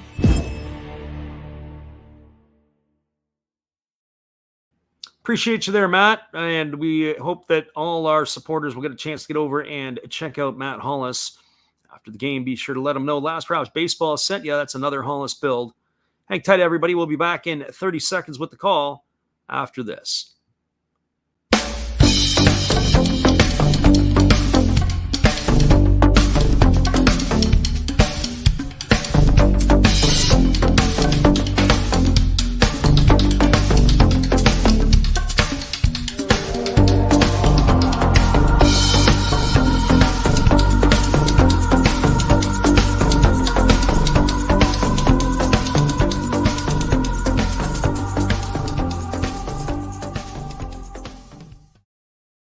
Welcome back, everybody. It's the top of the fifth inning. It'll be the 5, 6, and 7 hitters in the Tiger order to face Johnny Cueto. It means Jmar Candelario, Jonathan Scope, and Willie Castro here to face the right-hander for the Southsiders. And the first pitch is a breaking ball down and in, and the count is 1-0 to Candelario. Candelario waiting on the offering from Cueto. It's a fastball that comes in at a called strike, and the count is 1-1. Cueto really mixes his delivery up. He likes to quick step. He has the pause sometimes at the top of his delivery, and there is a breaking ball that is swung out and missed, and the count is now 1-2. He is really fun to watch, unless, of course, you're the opposition hitters. As we said, he really wreaks timing, messes with the timing. And here he pauses. It is a breaking ball swung on and tap foul over on the first base side, and the count is going to remain at 1-2 to Candelario. And when we watch it, when he's up at the plate, you can see, or when he's on the mound, you can see how he hesitates. Sometimes he's able to do a whole host of things. There's a breaking ball swung on it, is tapped slowly. And this ball is going to be fielded by the shortstop, Anderson, who is on the right side of second base. He tries to backhand it over to the first baseman, Abreu, and it ends up getting away. And we're going to have a little pause in the action as the base runner, Candelario, ran into the glove of the first baseman, Abreu. So they're in the shift. Anderson fields it. He goes to backhand the ball. But as Abreu goes to catch it, it ends up hitting he loses the glove. The ball ends up away. And the next thing you know is Candelario's helmet comes off. It's a really weird play over at first base. Nobody is seriously hurt. We're going to have to see how they score that one and give you the official scorer on that one. That is going to be an infield single as Candelario leads off the inning with a hit here, and that's going to bring up the second baseman, Jonathan Scope, and Scope takes a first pitch fastball inside for ball one. Scope is 1 for 1 today. He has raised his average to 213 on the season. He's played much better over the last 3 weeks. And here comes the pitch. It is a fastball swung on and missed, and the count is now 1-1. It was one of the harder pitches we've seen from the right-handed throwing Cueto, clocked in at 92 miles an hour. So 1 ball and 1 strike. And Cueto delivers. It is a fastball swung on and tap foul over at the third base side. The count is 1-2. And just as he threw the last one at 92, that one comes in at 93. Didn't know that Cueto had that ability at this point to still dial it up a little more. Let's see if we can heat it up a little bit more. So 1 ball and 2 strikes to Scope. Now Cueto kicks and delivers. It is a breaking ball swung on and Fouled off on the third base side. Scope is having to battle here against the right-hander Cueto.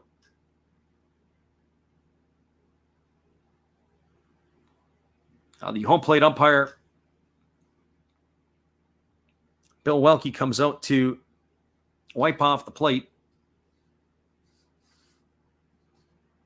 And we're ready to get back at this again.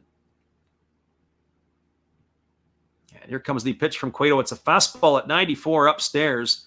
The appeal down to the first base umpire, Junior Valentine, but he says he didn't go. That's going to run the count now to 2-2. So 2 balls and 2 strikes. I would think here, if I'm Scope, I'd be anticipating another breaking ball again. Here comes the pitch, and it is a changeup that misses down, and the count now runs full to Scope. We'll keep our eye on Candelario, even though the Tigers are down 6-0. Wonder if they're going to try to put him in motion to stay out of the double play. So here comes the 3-2 pitch. Kicks and delivers. It's a fastball swung on straight back, and that is going to keep the count at 3-2. So quite a battle here between Cueto and Scope. He was right on the pitch. It was fouled straight back. High-end entertainment with the crowd in behind. A lot of people ducking and moving out of the way today. Really nervous about the pitches that are fouled straight back. So here comes the 3-2 offering, and now Cueto has stepped off the backside of the rubber, and he's wanting the catcher to run through the sequence of signs again. So here comes the 3-2 pitch, and there is a fastball swung on and missed. Scope swings through a 94-mile-an-hour fastball, and he is gone for out number 1. That is going to bring up the right fielder, Willie Castro. For Castro today, he is 0 for 1. He has struck out looking. Of course, the defensive miscue, that's something that won't show up in the box score. He wasn't charged with an error, but it was a Z route to the ball, and the ball hit by the first baseman, Jose Abreu, that ended up playing into a couple of runs. There's a fastball swung on. It is grounded hard over to the second baseman, Harrison. He knocks it down, and his only play is to first base. Harrison was well into the 4-hole.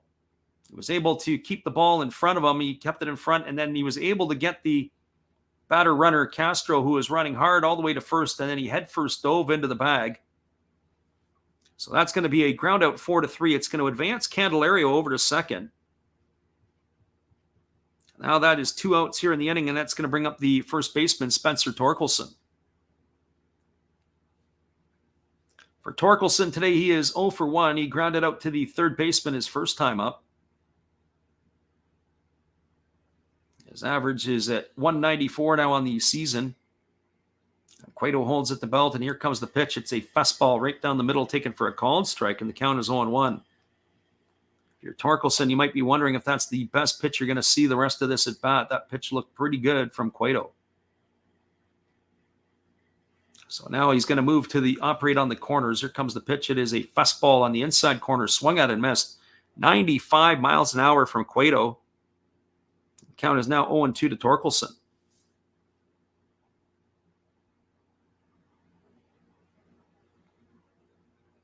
So no balls and 2 strikes. The right-hander gets the sign from the catcher, Zavella, and here's the pitch. It is a breaking ball that misses inside, and the count is 1-2. So 1 ball and 2 strikes to the Tigers' first baseman.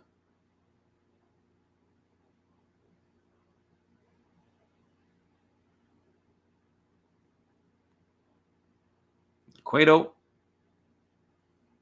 leans in, and he gets the sign from his catcher, Zavella. Here's the pitch. It is a breaking ball down in the dirt, and the count now is even at 2-2.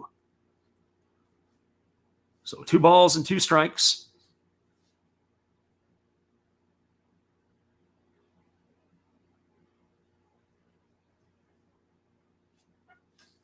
Cueto checks his sign, and now he steps off the rubber, and he's wanting the sequence to be cycled through again. Here comes the 2-2 offering. There's a fastball swung on and missed, and Torkelson is gone for the 3rd out of the inning. The Tigers, they strand a leadoff hit by Jigmar Candelario, There was no runs, 1 hit, no errors, and 1 runner left aboard. We are now moving to the bottom of the 5th inning. It is the Chicago White Sox ahead 6-0 over the Tigers. Stick around, everybody. We'll be right back with the call of the bottom of the 5th inning when we return. We're glad you guys are with us. We're halfway through this one.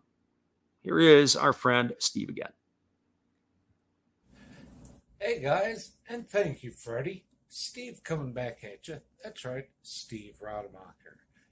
I would like to thank each and every one of you that is tuned into my channel. And today, let's do a little shout out for some other great channels you should be watching. There is WBogs18. There's Big D's Sports and Collectibles. You all know another Hollis build. Why not Like Father, Like Son? That's a great duo that does some great stuff. It shows some great cards. And of course, the one and only Bud Stoney, creators of One of Ones. The creator of One of Ones, and they're all signed on the back. Bud Stoney, One of One, like this beautiful Robin Yount that he made for me. He made me another Robin Yount, this time mini, and a Christian Yelich mini. Great cards, and he does more than cards. We have darts of Hulk Hogan and many other things. So give them a look-see and give me another look-see. Subscribers are always welcome, and back to Freddie.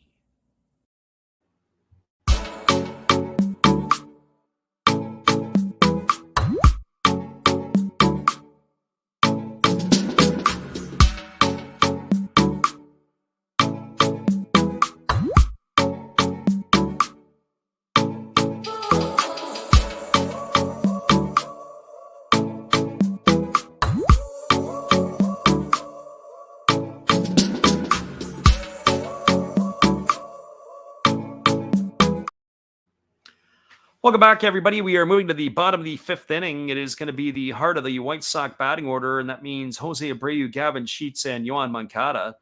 The Tigers have left Garrett Hill out there for his 5th inning of work, as he is at 86 pitches, and the first pitch is a breaking ball delivered to Abreu, taken for a called strike, and the count is 0-1.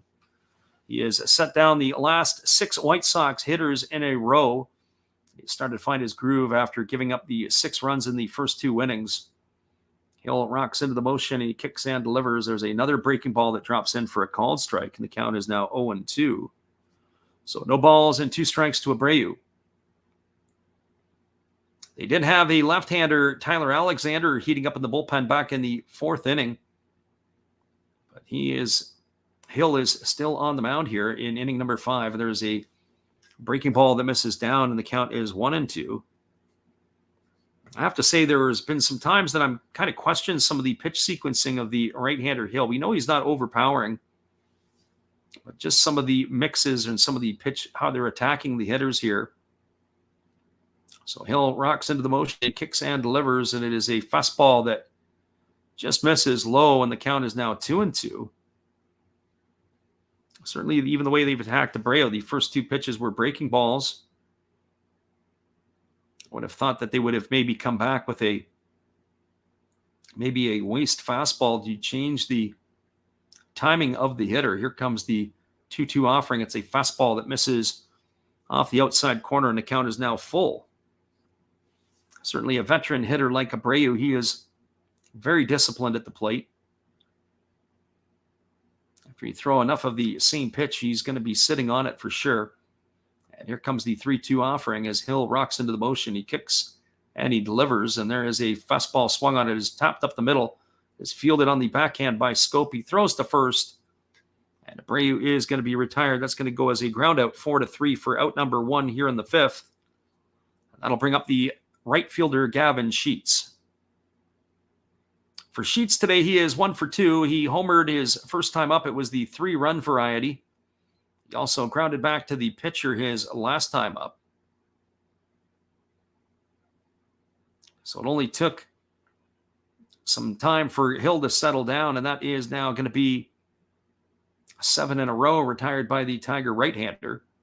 He rocks into the motion and delivers. It is a fastball that misses off the outside corner, and the count is 1-0. So 1 ball and no strikes to Sheets. something to build on for the right-hander. If he can finish strongly here, he could take that into his next start. Here comes the pitch. It's a breaking ball swung on. It is grounded softly to first. Fielded by Torkelson. He steps on the bag. And that is going to retire Sheets on a ground out to 3 for the second out of the inning. That's going to bring up the third baseman, Yohan Moncada. Moncada has reached base safely twice. He has singled and walked. Raised his season average to 190.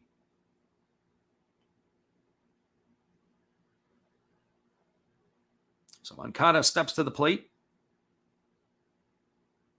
The switch hitting third baseman is batting left-handed against the right-hander Hill. And Hill rocks into the motion. He kicks and delivers. It's a fastball that misses down and in.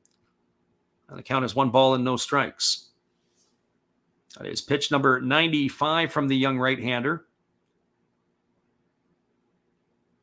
One would think that this is probably going to be the last inning of work for Hill. He rocks into the motion, and now he kicks and fires. It is a fastball that's taken for a called strike. The count is 1-1. That pitch looked a little bit low. But unlike Javi Baez, where he bounced around a little bit, Moncada says nothing. Here comes the 1-1. There is a breaking ball swung on. It is grounded softly over to first. Torkelson fields it. He flips to Hill covering. It's going to go down as a ground out 3-1 to end the inning. And so 9 in a row retired by Hill. And that is going to do it here for the White Sox in their half of the 5th inning. No runs, no hits, no errors, and nobody left the board. We're now through 5 complete in Chicago. It is the Chicago White Sox 6, the Detroit Tigers nothing. Stick around, everybody. We're going to the top of the 6th inning in just a couple moments. Glad you guys could be here with us, whether you're listening live or on delay. Glad you are here. Here's our friend Steve. Hello, guys. Thank you for joining Freddie here on his baseball game. And I'm Steve Rademacher, and my channel is really all about everybody, including all my international friends. We have such stuff as non-sport packs from Canada, the OP Cheese. We have the Greek Freak. We have money from around the world. We have lira. We have yen. We have francs. We have pounds. We have Deutschmarks. We have all kinds of cool stuff like that. We even have some cooler things like Japanese women wrestlers and OPC baseball cards where I cannot read the back. We even have unopened material like the royal family, I know it's backwards, from London, England. Thank you for watching. Back to Freddie.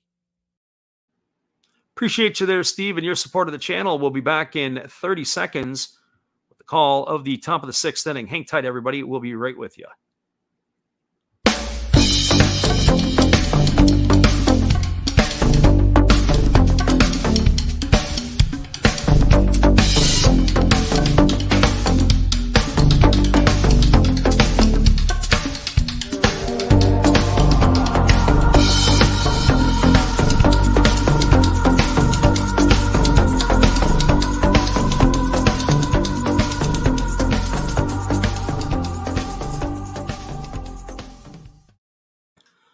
Welcome back, everybody. We are moving to the top of the 6th inning. It's going to be the 9-1-2 hitters in the batting order for the Tigers. That means it's going to be Tucker Barnhart, Riley Green, and Victor Reyes.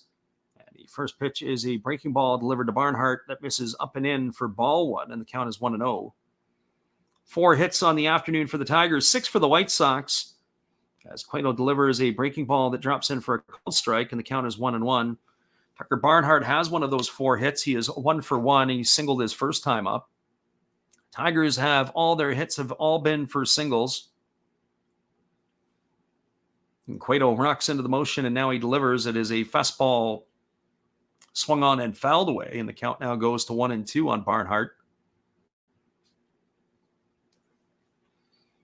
Barnhart, as they acquired him, it was kind of a bit of a salary dump for the Cincinnati Reds. As we said, he was dealt for Nick Cantana. Went the other way, and there's a fastball that misses outside. The count is now 2-2. Top of it, Tyler Stevenson, who was the former number 1 pick of the Reds, was basically in his rookie year last year and coming into his own. Wanted to give him the opportunity to be able to start every day. There's a fastball swung on and fouled away. And he has been doing that as long as he's been healthy. He was just activated off the injured list today. If we take a look at Nick Quintana and his stats this year, Quintana has split time between high A and double A. And here comes the offering. It is a breaking ball swung on. It is grounded into the 4-hole where the second baseman Harrison is positioned. He fields it. He throws to first. That's going to retire Barnhart on a ground out 4-3. In his career with the Tigers organization, Quintana had really struggled. He had hit last year between 3 clubs, Lakeland and the Tigers rookie ball organization. He had batted 187. So he got dealt. He got sent over to the Dayton Dragons, or he started with the Dayton Dragons. There's a breaking ball that misses outside to Riley Green. He was doing so well there. He was hitting .257 with 6 homers and 32 RBIs. He's been promoted to Chattanooga, and there's a breaking ball that drops in for a called strike. He's hitting .286 in limited at-bats there with a couple of homers and 5 RBIs. So a nice season for Quintana. So maybe the Reds have been able to wake him up. There's a fastball swung on. It is grounded over to second. Fielded by Harrison. He throws to first, and Green is going to be retired. So the first 2 outs of the inning have been retired the same way on groundouts 4-3. So 2 up and 2 away, and that is going to burn the left fielder Victor Reyes. 74 pitches so far in the ball game for the right-hander Johnny Cueto. He is in cruise control right now. There's a fastball taken on the outside corner for a called strike, and the count is 0-1 to Reyes. Reyes has got a single and 2 trips to the plate. He's also grounded to second. And here's the pitch. It is a fastball swung on and fouled away, and the count now is 0-2. Cueto has been able to retire 9 of the last 10 hitters he has faced. And here comes the offering. Actually, make that 10 of the last 11 hitters if you include that double play ground out.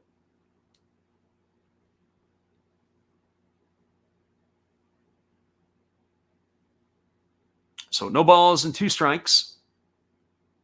Cueto rocks into the motion. He kicks and delivers. There's a fastball swung on and fouled away. The count remains at 0-2 to Victor Reyes.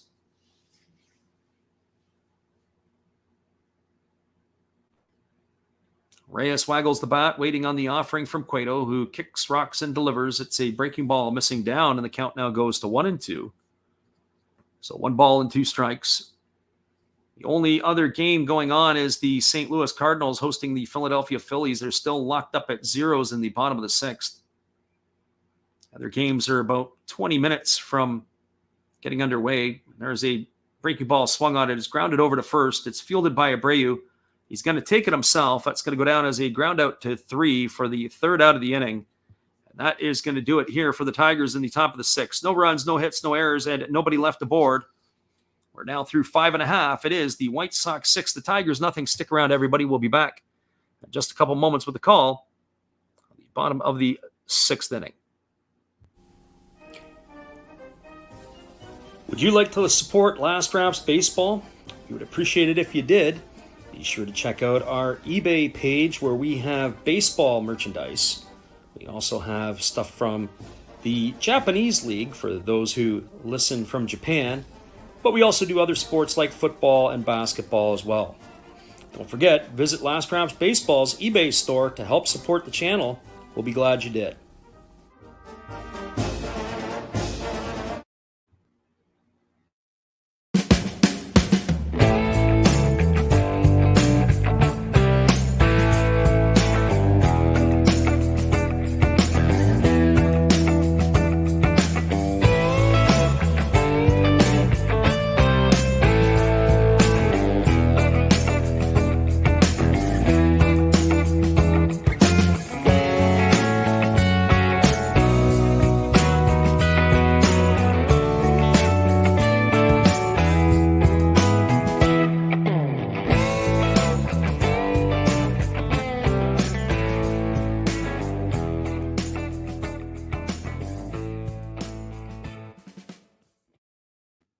Welcome back, everybody. We are moving to the bottom half of the sixth inning. It is going to be the White Sox coming to bat with their 7, 8, and 9 hitters. It'll be Sebi Zavala, Lurie Garcia, and Josh Harrison.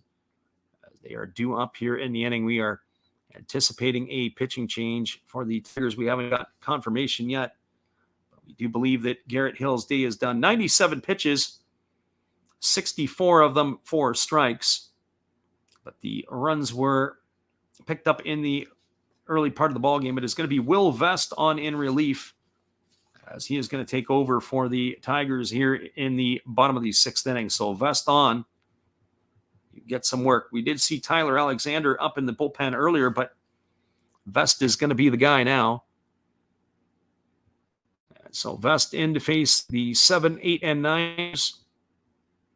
The first pitch, it is a 5 miles an hour that swung on and missed, and the count is no balls and 1 strike. Vest on the season. This is going to be his 28th appearance. He holds at the belt, and now he kicks and delivers. It's a fastball swung on. It is lifted into deep right center field, racing back, and it is going to be over the head of Riley Green. It's up and off the wall. It is picked up by the right fielder Castro, who fires it in. And that is going to be a double for the leadoff hitter Zavala here in the bottom of the sixth inning. That ball just kept carrying, and Riley Green reached up, and it was just over his glove. So driven into right center field. And he just couldn't quite get it. Backed up on the play by Castro, and Castro had fired it back into the infield. So Zavala is aboard at second with the leadoff double. That's going to bring Lurie Garcia to the plate. And here comes the first offering from Vest. He kicks and delivers. It's a fastball that misses upstairs. The count is 1-0. Saying that Vest is in his 28th game of the season by the Tigers. He's worked 30 innings. He's allowed 23 hits, 11 runs all earned. He's walked 11 and struck out 32. Right-hander checks the runner at second, and here comes the pitch. It is a fastball taken for a called strike. Count is 1-1. Vest made his major league debut last year with the Seattle Mariner organization. It's actually a Rule 5 pick taken from the Tigers, but the Mariners ended up shipping him back to Detroit as they needed to keep him on the roster all year. There's a changeup that is swung on and missed. The count goes to 1-2. He had a really good first 6 weeks of his big league career with the Mariners, and then the wheels fell off the apple cart. So 1 ball and 2 strikes to Garcia. Vest checks the runner at second. He checks him again. And now he delivers. It is a fastball swung on. It's going to reach the seats down the third base line, and the count is 1-2. You can understand why the Mariners wanted to invest in Vest. He's got a 95-plus mile-an-hour fastball. Come in, and he's got some life to the pitch. You can't always walk down the streets of small-town America and find those kind of guys. There's a fastball at 96 miles an hour. Misses up and in, and the count is now 2-2. You can blow 95, 96 miles an hour. There's always going to be somebody who's going to have a look at you. So 2 balls and 2 strikes. And here comes the pitch from Vest. It is a changeup swung on. This ball is lined into right center field. It's going to get down for a hit.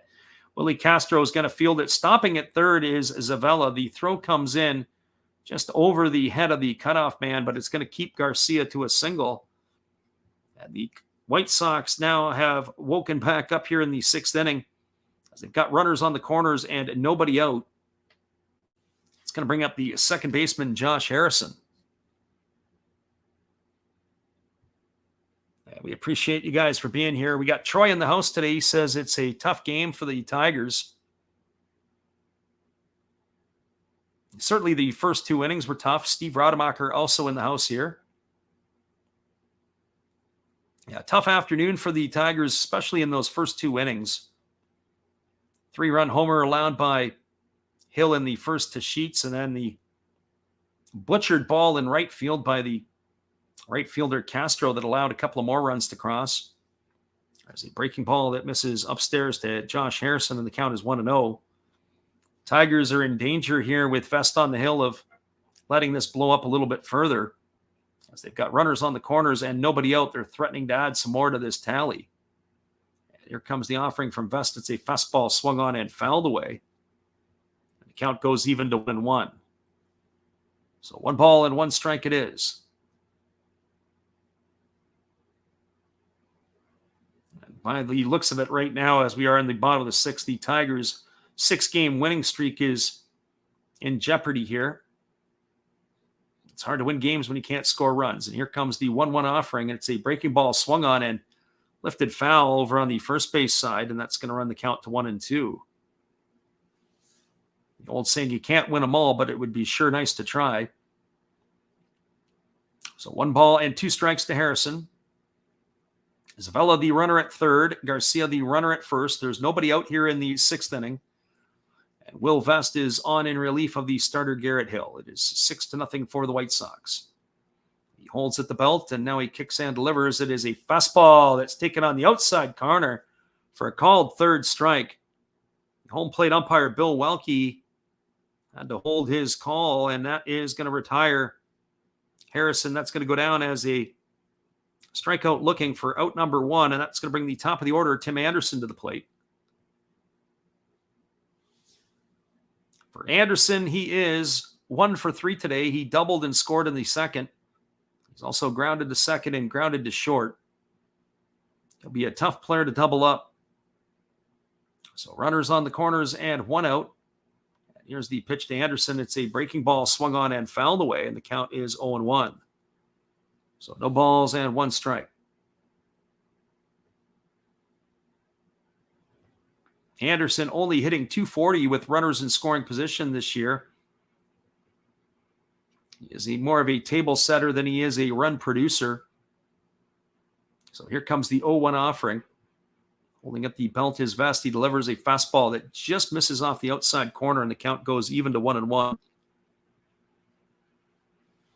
Really like what I see from the right-hander Vest here. He can really get the ball up to the plate. He's just got to work on his command a little bit more, and he can be a very valuable piece for the Tigers out of their bullpen. So here comes the 1-1 offering. As Vest kicks and delivers, it is a breaking ball that misses down, and the count is now 2-1. So 2 balls and 1 strike. Andrew Vaughn is waiting his turn on deck.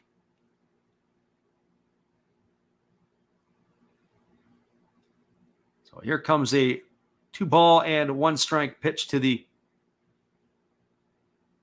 right-handed hitting shortstop, Tim Anderson. And Vest is going to kick and deliver. It's a breaking ball swung on. It's grounded back up the middle, and it's going to get into center field for a base hit. Rounding 2nd and heading on to 3rd is the runner Garcia. It's going to be an RBI single for Anderson. And they're back in the same situation with runners on 1st and 3rd as Zavella has crossed the plate to increase the lead to 7-0 for the White Sox. Garcia able to go 1st to 3rd on that ground ball into center field. So 7-0 is the scoreline. That brings Andrew Vaughn to the plate. For Vaughn, he is officially 1 for 2 today. He had doubled and scored a run in the 1st. He was hit by a pitch and scored a run in the 2nd, and he's grounded to short. So he has raised his season average up to .298. And now he waits on the offering from Will Vest, who holds at the belt, then he kicks and fires. It's a fastball taken on the outside corner for a called strike. And the count is 0-1. So balls and 1 strike to Vaughn.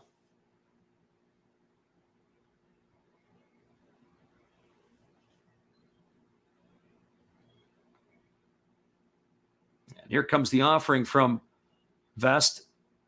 He kicks and delivers. It is a breaking ball swung on and fouled away. And the count is now 0-2 to Vaughn.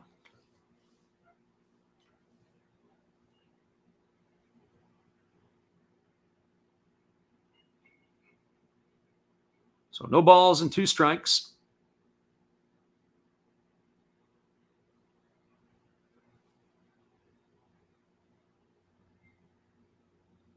Here comes the offering. It is a breaking ball that is swung on and missed.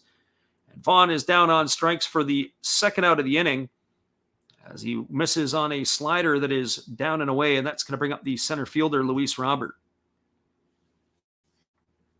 For Robert today, he has been a big part of the White Sox offense. He's officially 1 for 2. He singled and drove in a run. He's also walked and he's scored a couple of times. So Luis Robert waiting on the offering here from the right-hander Will Vest, who kicks and delivers. It's a fastball that misses outside. And the count is 1-0. So 1 ball and no strikes to Robert. Robert is the very dangerous right-handed stick in their lineup as they have themselves kind of a birders row. There's a breaking ball that's down in the dirt. It gets away from the catcher, Barnhart. It goes all the way to the backstop. And scoring from third is going to be Garcia. That's going to go down as a wild pitch. Garcia scores. It's going to advance Anderson over to second. It's going to run count to 2-0 on Luis Robert. It's going to extend the White Sox lead to 8-0. That ball was spiked in the dirt. It was about a 57-mile-an-hour breaking ball, a 57-foot breaking ball that ended up skipping by Barnhart. So 2 balls and no strikes. The runner at second is Anderson, and there's a breaking ball swung at and fouled away, and the count is now 2-1. The Tigers are down 8-0. Our friend Troy says, let's get the next one. Yeah, this is where you want to hit the reset button and hopefully be able to get something back tomorrow. The 6-game winning streak is about to come to an end. It looks like there's a fastball ticket for a called strike, and the count is now 2-2 to Robert. So 2 balls and 2 strikes. There's 2 away here in the 6th inning. The runner, Anderson, is at second. There is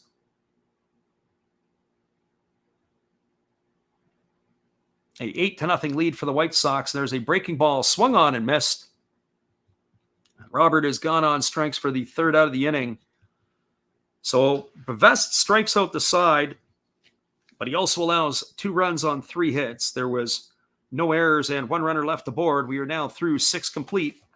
It is the Chicago White Sox 8, the Detroit Tigers nothing. Stick around, everybody. We'll be back in chat with the chat when we return in just a couple moments. The Tigers are coming to bat. It'll be the 3, 4, 5 hitters in the batting order when we return. Well, you've got to have an ace in the hole, a little secret that nobody knows.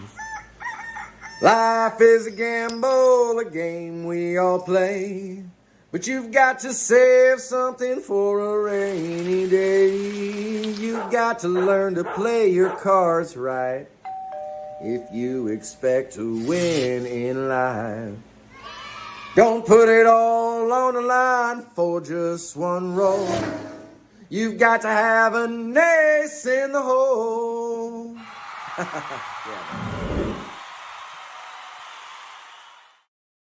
That's right, everybody. Check out Matt Hollis after the game. That's another Hollis build. We'll be back in just a few with the top of the 7th. Hang with us.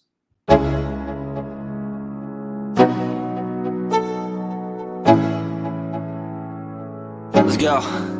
Yo, I'm like an addict, do I gotta have it. I ain't even playing, got a really bad habit. If it moves, gotta grab it, fuse like a magnet. Lose, won't have it till I'm doomed in a casket. I ain't playing, got a weird mind. If you work 8 hours, I'ma work 9. If the shoot tastes sour, you should taste mine. I'ma stay in power for a long time. Get up, nah, I ain't a quitter. Toss me the ball, I'm a really big hitter. Big picture, I'm a straight killer. Rising the song to the highest bidder.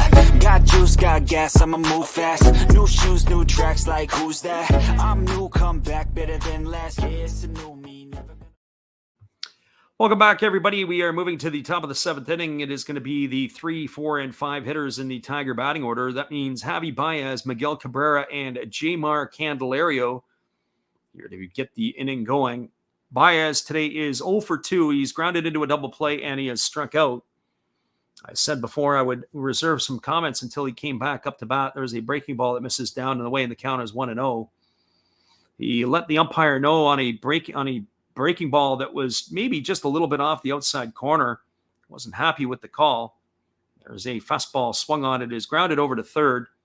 Fielded neatly by Moncada. He throws to first. It's going to be a ground out 5-3 for the first out of the inning. My challenge with Baez is that as he was upset at the umpire, he went and he swung at a pitch that was inside for strike 3. His plate discipline, understanding of the strike zone, and general knowledge of the strike zone is a bit of a challenge because you watch him swing at so many pitches that are out of the zone. Our friend Troy says about Bo Brisky almost hitting the White Sox the other day. And it's true. There's a fastball taken for call strike. Well, at least through the first 5+ innings. He was giving the Tigers something to talk about. Here comes the 0-1 pitch, and it is a fastball swung on. It is grounded to the second baseman, Harrison, who's standing almost behind second base. It is fielded, and he throws out Cabrera at first. That's a ground out 4-3 for out number 2. That is going to leave it all up to the third baseman, Jmar Candelario. For Candelario, he is 1 for 2 on the season, or on the evening. He's got a single, and he has flown out to right field. On the season, he's batting .194. The switch hitter is batting left-handed against the right-handed throwing Cueto. Cueto about to make his 84th pitch of the ball game, and he delivers a fastball that misses down, and the count is 1-0. So 1 ball and no strikes. And here's the offering. It is a breaking ball swung on. It is lifted into center field, right to the glove of Luis Robert, and the Tigers go quietly, quickly in an order here in the 7th inning. No runs, no hits, no errors, and nobody left aboard. Now moving to the bottom of the 7th inning, it is 8-0 for the White Sox. Stick around, everybody. We'll be right back in just a few after this. We're glad you guys could be here with us. Here is our friend Steve again. Hello, kids. Steve coming at you. It's Steve Rademacher. And if you like interesting stuff, if you like to laugh a little bit, and if you enjoy collecting, this channel's for you. If you like non-sport cards, we have them. You like pseudo-sport cards, we open them. Even if you like entire boxes of completely pointless stuff or other sports, we have everything here. I drop a different video every day, and there's always a theme to it, from No Filter Friday to Saturday morning cartoons, even Sunday shoutouts. Once in a while, we'll get a little froggy and show Money Money Monday, where I showcase a bunch of my currency. We have Legos, we have Star Wars, we have a good time. We even have my brother on Takeover Tuesday. Be there or be square. Back to Freddie. Thank you, Steve. It is going to be the 8th inning, or the 8th inning that the Tigers will be coming back to bat in, but it is the bottom of the 7th that we're going to be facing here. It is Abreu, Sheets, and Moncada. We are looking for the next great Steve Rademacher commercial or infomercial to come our way, and that'll be what we are waiting for his next masterpiece to be. Hang tight, everybody. We'll be right back after this.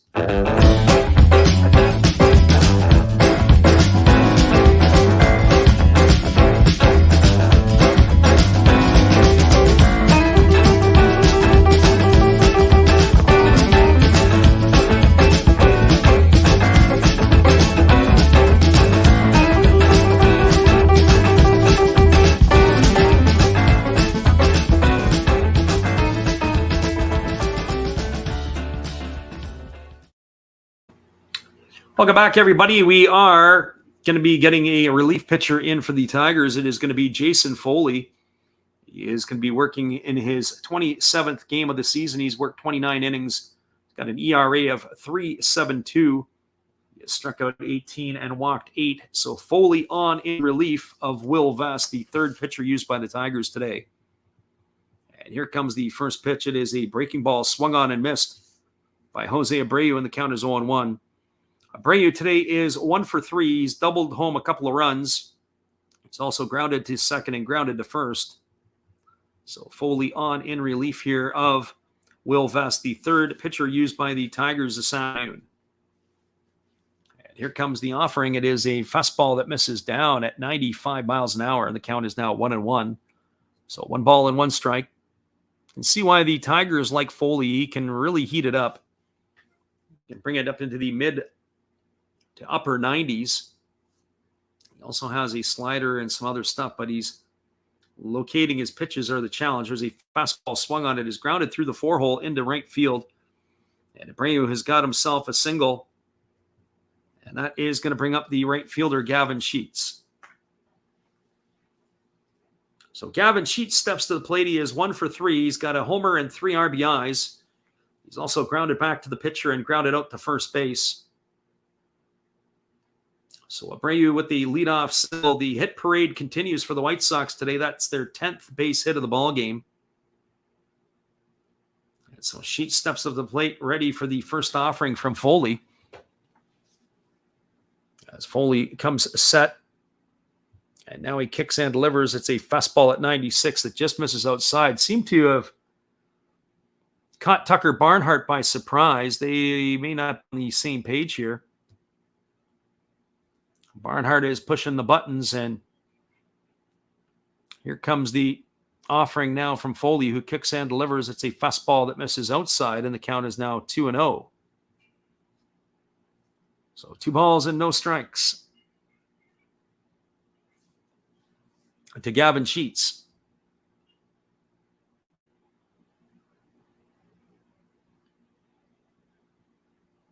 And here we go back to work as the right-hander Foley delivers. It is a breaking ball that misses down, and the count is now 3-0. So as we said, even though as much as the Tigers like the velocity of the right-hander Foley, it's his command and control of his pitches that are the concern, and that is what we're seeing right here on display right now. So 3 balls and no strikes. And here comes the offering to Gavin Sheets. He kicks and delivers. It is a fastball taken for a called strike, and the count is now 3-1. Have to be dangerous there. You have to be careful with Sheets. Sheets hit the 3-0 pitch for a home run back in the first inning. He does have the green light in those situations. Here comes the 3-1 offering. And Foley holds at the chest, and now he kicks and fires. It is a fastball taken at the knees for a called strike. Gavin Sheets was already reaching down to take off his shin guard to go to first base, but the right hand of Bill Welke says otherwise. So 3 balls and 2 strikes to Sheets. And here comes the pitch from Foley. He kicks and he delivers. It is a fastball swung on and fouled away. Keeps the count at 3-2. So 3 balls and 2 strikes to Sheets.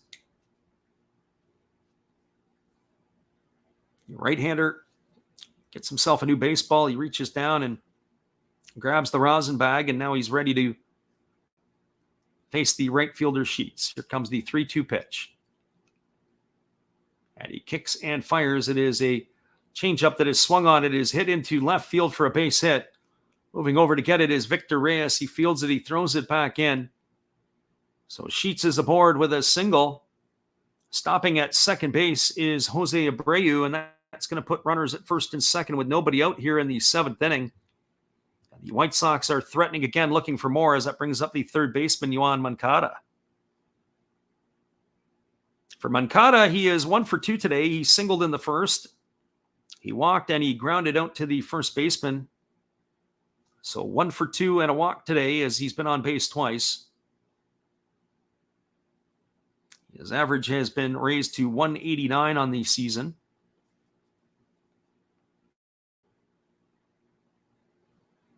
So Moncada steps up to the plate. He's batting left-handed against the right-handed throwing Foley. He waggles the bat. And now he waits on the first offering. Foley holds at the chest. He delivers. It's a fastball swung on and missed. And the count is 0-1 to Moncada. Moncada looked like he was wanting to clear the bases with that one swing of the bat. Here comes the 0-1 offering now from Foley. Holds at the chest, and now he kicks and delivers. It is a fastball swung on. This ball is lifted into shallow right field. Racing back is Scope. He makes it over the shoulder catch. He throws back into second base. The right fielder, Willie Castro, had a long way to go. Scope exit going out that side. He makes an over-the-shoulder catch. A nice play by the second baseman. That is going to retire Moncada for the first out of the inning. As we said before, the right field play of Willie Castro is a little bit entertaining, to say the least. It is not his natural position, and he's basically apprenticing here on the run. So that's going to bring up the catcher, Sebi Zavala. Zavala today is 1 for 3. He doubled his last time up and scored a run. He's also flown out to right field twice. And the first pitch from Foley is a 95-mile-an-hour fastball that catches the outside corner for a called strike, and the count is 0-1. So no balls and 1 strike. And here comes the 0-1 offering. It's a breaking ball, swung on and missed, and now the count is 0-2 to Zavala. So Foley looking to come back from the pickle he put himself into by letting the first 2 hitters reach on base hits. He's got Zavala in the hole now at 0-2. Here comes the 0-2 offering. There's a fastball taken for a call, 3rd strike. A lot of backdoor run on that pitch. It looked like it was going outside, and it came back and crossed the plate. Zavala is gone on strikes for the second out of the inning, and that is going to leave it up to the left fielder, Lurie Garcia. For Garcia today, he is 1 for 3. He singled and scored a run his last time up. He has struck out and grounded out. He bats from the left side against the right-handed throwing Foley.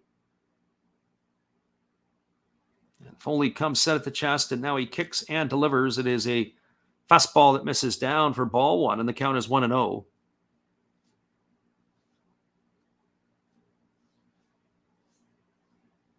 Garcia batting here with 2 out and 2 aboard, as Abreu is the runner at second and Sheets is the runner at first base.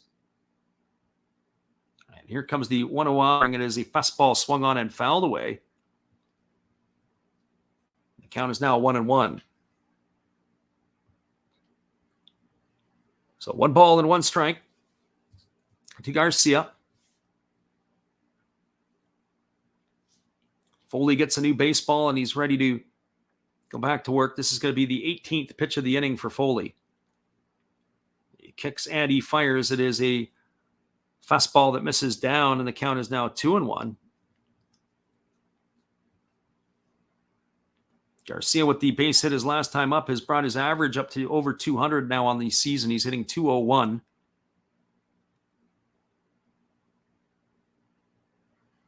So here comes the 2-1 pitch. He kicks and delivers. It is a fastball swung on. It is grounded softly to second.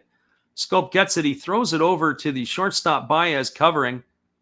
And that is going to do it here for the White Sox. That's going to be a fielder's choice. It'll erase Sheets 4-6 at second for the 3rd out of the inning. And that will do it here for the White Sox. There was no runs on 2 hits. There was no errors and 2 runners left aboard. We are now through 7 complete. It is the Tigers trailing the White Sox 8-0. We'll be back here in just a couple moments with the call of the top of the 8th. We're glad you guys could be here with us. There is our friend Matt again. Good evening, sports fans. I hope you all have been enjoying the game. This is just another message from another Hollis build. I hope that your team is in the lead, but if not, remember, that's life. That's what all the people say. You're riding high in April, shot down in May. But you know I'm gonna change that tune.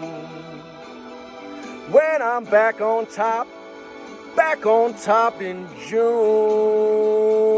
I said that's life, and as funny as it may seem, some people get their kicks stomping on my team, but I don't let it get me down, 'cause this fine old world, it keeps spinning around. I hope you enjoy the rest of the game. And if it remains the same, remember, that's life. You want your fill? Go check another Hollis build on YouTube. Last Raps Baseball. Let's get back to the game. Let's go! You know that's life. You know it. One love and peace. Welcome back, everybody. It is Johnny Cueto coming out for the 8th inning of work. He is going to be facing the 6, 7, and 8 hitters in the Tiger batting order. It'll be Jonathan Schoop, Willie Castro, and Spencer Torkelson scheduled to face him here in the 8th inning. For Schoop, he is 1 for 2 today. He's got a single and a strikeout, and he takes a breaking ball outside for ball 1, and the count is 1-0. Cueto is at 85 pitches through his first 7 innings of work.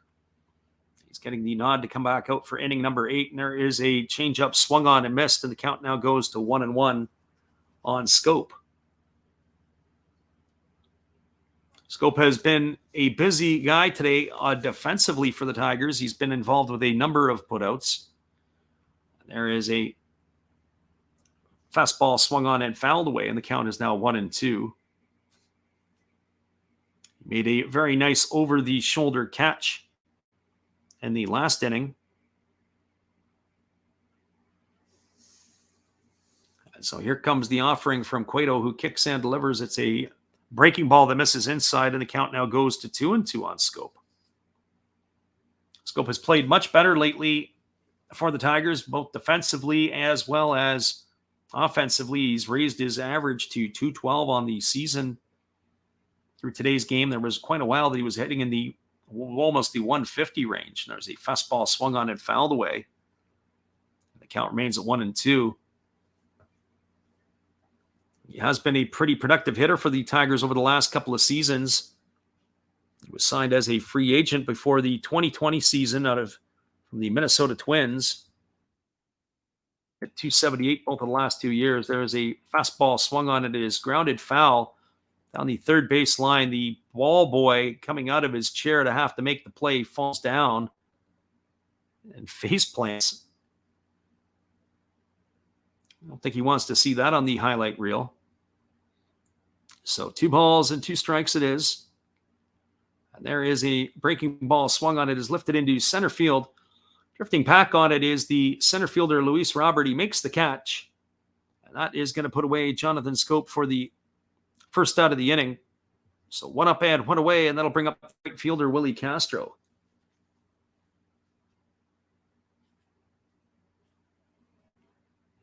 Tomorrow it'll be Drew Hutchison going for the Tigers against Michael Kopech. That'll be in the finale. So if you're going to be around, we are not going to be looking at that one tomorrow. We are going to be viewing our regular Japanese game tonight. It'll be 9 o'clock Pacific, midnight Eastern. There's a breaking ball that misses inside to Willie Castro, and the count is 1-0. So 1 ball and no strikes to Willie. There is a changeup that misses outside, and the count now goes to 2-0 to Castro. So 2 balls and no strikes.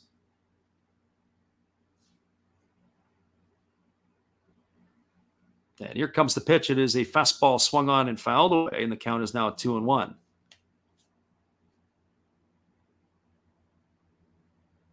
So 2 balls and 1 strike. Castro waggles the bat, waiting on the offering from Cueto. And now time is called, and the umpire at home, Bill Welke, steps out.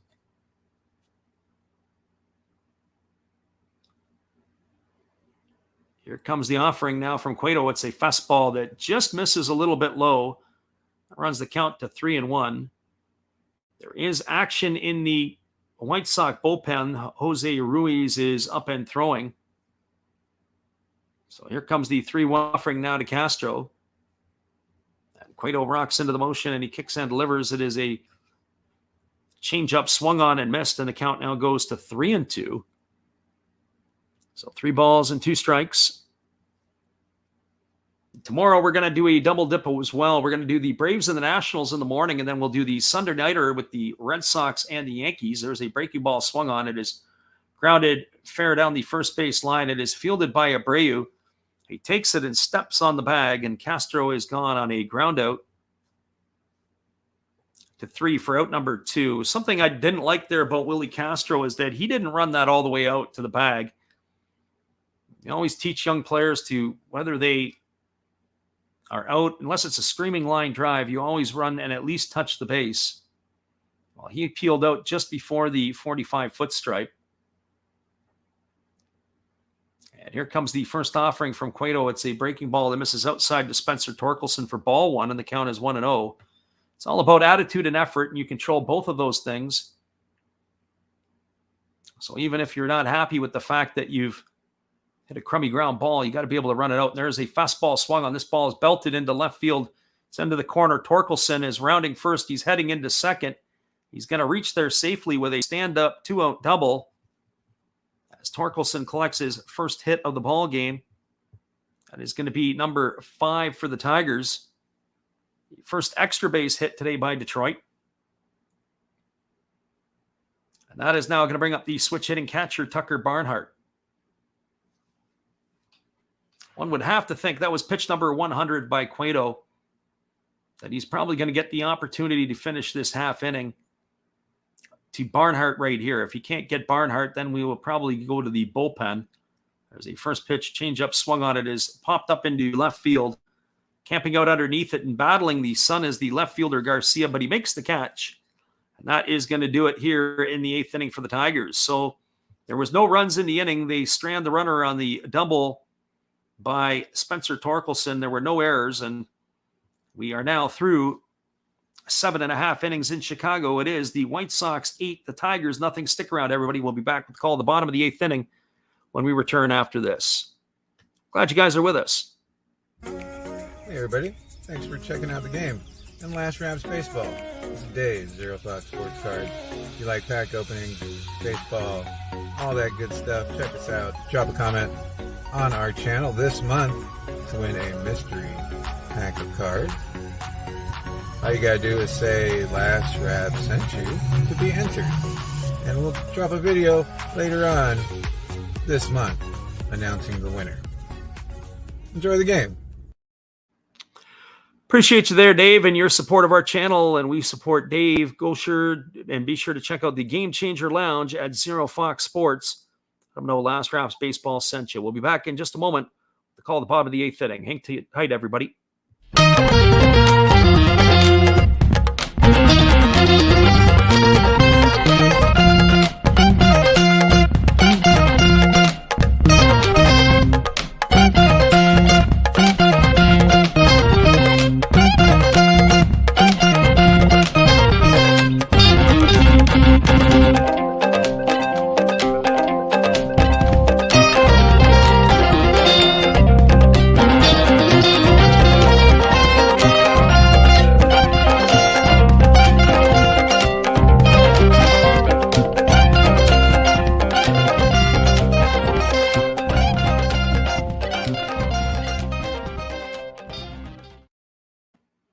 Welcome back, everybody. We are moving now to the bottom of the 8th inning. It is going to be the 9, 1, and 2 hitters for the White Sox coming to bat. That means it's going to be Josh Harrison, Tim Anderson, and Andrew Vaughn. And we're just going to be checking the lineup here to see if the Tigers, there hasn't been an announcement yet if they're making a pitching change. But I anticipate that Jason Foley's day is done, and that is exactly the case, as we are going to be seeing Cody Clemens, a Tiger. Second day in a row, we've had a pitcher come in, or a positional player to come in to pitch. But Cody Clemens is now on the hill. This is going to be his second appearance of his big league career. So Cody Clemens on in relief for Detroit here in the bottom of the 8th inning. It can't be any worse here, but is going to be taking over here. He'll be facing the 9, 1, 2 hitters in the order. Curious to see how he's going to pitch, if he's back the hitter like his dad did, or if he's going to throw muffins up to the plate. And it is a muffin, and the first one at 53 miles an hour misses for ball 1. The count is 1-0. You had an inning earlier this year. There's another one at 51 miles an hour, and the count is now 2-0 to Josh Harrison. He worked an inning. He allowed 3 hits, 1 run, and walked 1. And there is one that is swung at 49 miles an hour and fouled away over on the first base side. The count is now 2 balls and 1 strike. It's like he's throwing muffins. I wonder if he's going to sneak in a pitch. There's a 49-mile-an-hour muffin to the plate that's fouled away, and the count is now 2-2. We talk about making the mockery of a game, and this would be kind of it right here. There's a breaking ball swung on. It is grounded over to short. It's fielded on the run by the shortstop Baez. He throws to first. A nice play by Torkelson to pick it out of the dirt. That's a ground out 6-3 for the first out of the inning. And this is what we talk about. If you talk about making a mockery of the game, this would have to be it here. We've got pitchers that are up there throwing muffins to the plate. It's Willie Castro who is now in at shortstop. We have some changes defensively for the Tigers, as Javi Baez's day is done. So here comes the offering from Clemens. It is a 52-mile-an-hour muffin that is swung at and fouled away, and the count is 1-1. So no balls and 1 strike. And here we go back again. There's a 56-mile-an-hour muffin swung on and fouled away. Eric Haas has taken over in left field as Castro has moved to shortstop. Victor Reyes has moved over to right field. So here comes the 0-2 now to Tim Anderson as Clemens rocks in the motion. He delivers. It is a breaking ball that misses outside. The breaking ball has gone in at a faster pace than the muffins he's thrown up there. That breaking ball was at 57. And here comes the pitch. It is another breaking ball at 56 that misses outside, and the count is 2-2. I think if I'm Cody Clemens, I'm going to try to unleash a fastball by one of these guys after throwing enough muffins. And there's a breaking ball that is swung on. It's grounded to short. Castro fields it over to first, and Anderson is gone on a ground out 6-3 for the second out of the inning. So Castro's been busy at the shortstop position since coming over from right field or coming in from right field. That's going to leave it up to Andrew Vaughn, the designated hitter. I think if I'm a manager in this situation and my designated hitter is coming up to the plate, I might give him a seat and let somebody else swing the bat. Vaughn is 1 for 3, not to mess up his timing. He's 1 for 3 and a hit batter today. He's got a couple of runs scored, and the first pitch is a 57-mile-an-hour muffin swung on and grounded foul down the third base line. This time the ball boy down the third base line is able to make the play and keep his feet. Here comes the 0-1 offering. There's a breaking ball that is swung on. This ball is belted to deep left field. If this ball stays fair, it's going to be trouble, but it's just going to hook foul. And Vaughn has hooked that foul. It's going to run the count now to 0-2. So no balls and 2 strikes to Andrew Vaughn. Clemens ready to go back to work. He rocks in the motion, and there's a 78-mile-an-hour fastball that misses on the outside corner. That's the fastest pitch that Vaughn has seen in this at-bat. So here comes the offering. He kicks and delivers. It is a breaking ball swung on. It is tapped slowly over to the third baseman Candelario, who is playing in that position of, and that is he's gonna field that. He's gonna take it, and that is gonna do it. Cody Clemens having a good chuckle with the home plate umpire, asking to see if he had any pine tar on his hands, and so that's a retire Vaughn for the third out of the inning. No runs, no hits, no errors, and nobody left on base. And Cody Clemens is lowered his ERA down to 4.50. We'll be back in just a moment, everybody, for the top of the 9th inning. And then we'll wrap this one up here in Chicago after this from our friend Steve. Domo arigato. Sorry if I mispronounced that. I'm new at this. Thank you for watching Last Raps Baseball. Tell all your friends and family to come check him out, ask some questions during the telecast, and give him a good sub and a thumbs up. And this is Steve coming back at you, and some new things on my channel. Star Wars figures that everybody likes. We have Mad magazines from the 1970s. We try to avoid the Noid.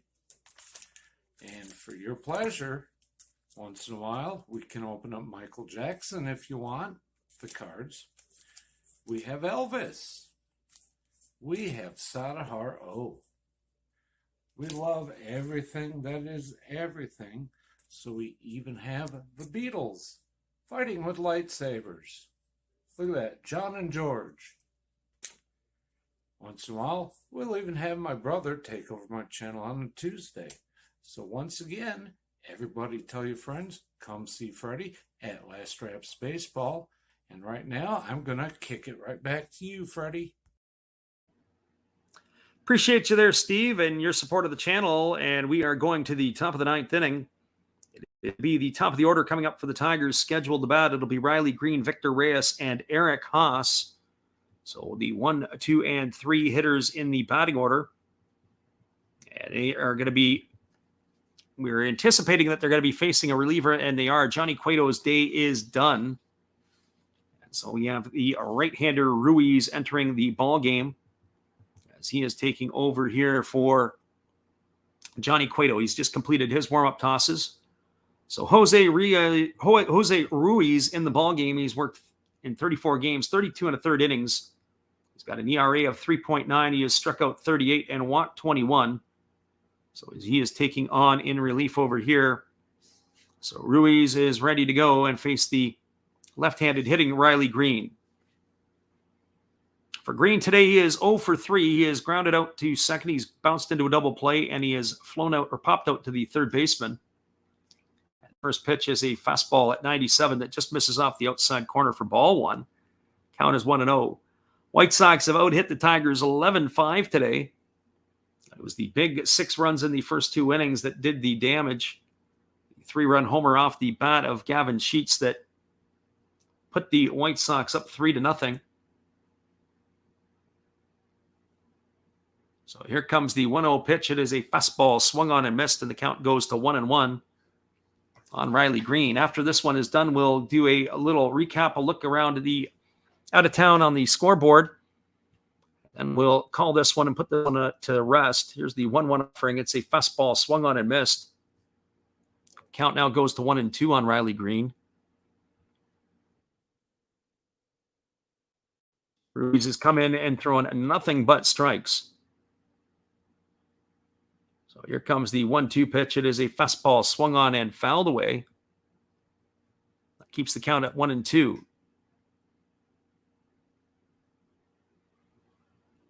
So 1 ball and 2 strikes. There are scores around Major League Baseball, except for the early game that started with this one with the Phillies and the Cardinals still locked in a 0-0 deadlock. And there's a fastball swung on. It is lined into right field.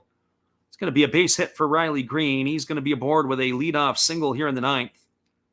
That is going to bring up the left fielder, Victor Reyes.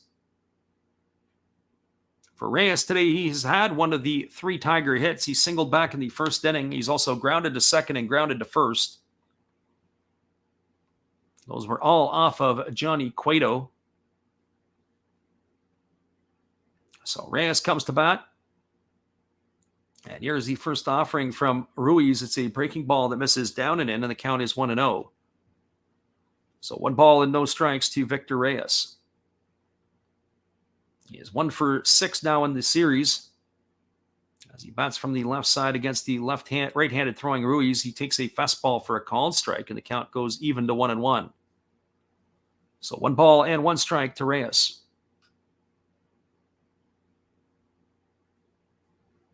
And here's the pitch. It is a fastball swung on and missed.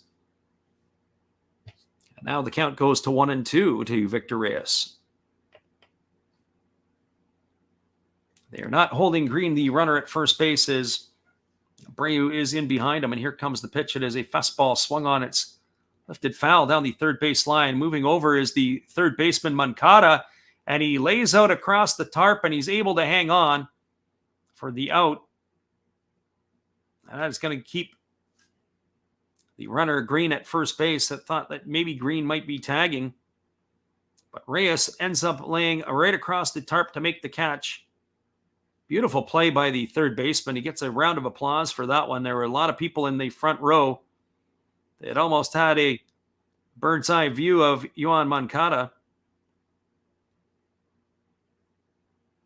So 1 away here in the 9th inning, and that's going to bring up the pinch hitter, Eric Haas. Haas came into the ball game as he moved into left field the last half inning. Haas is batting .241 on the season, and here's the first pitch from Ruiz. It's a fastball swung on and missed. And the count is 0-1. Haas has got 7 homers and 20 RBIs this year in 49 games. He's been a more than adequate backup for the Tigers. The local Dearborn, Michigan product swings at a breaking ball and fouls it away, and the count is now 0-2. The designated hitter, Miguel Cabrera, waits his turn on deck. One would expect if Cabrera gets to hit, they'll have somebody to pinch run for him. But it won't be Cody Clemens. And there is a breaking ball that misses outside. The count is 1-2 as Cody Clemens came on to pitch the bottom of the 8th inning. Or the top of the, bottom of the 8th inning against the White Sox. So here comes the 1-2 offering. As Haas is waiting from the right-hander Ruiz, who kicks and delivers. It's a fastball swung on and missed. And Haas has gone on strikes for the second out of the inning, and that's going to leave it all up to the designated hitter, Miguel Cabrera.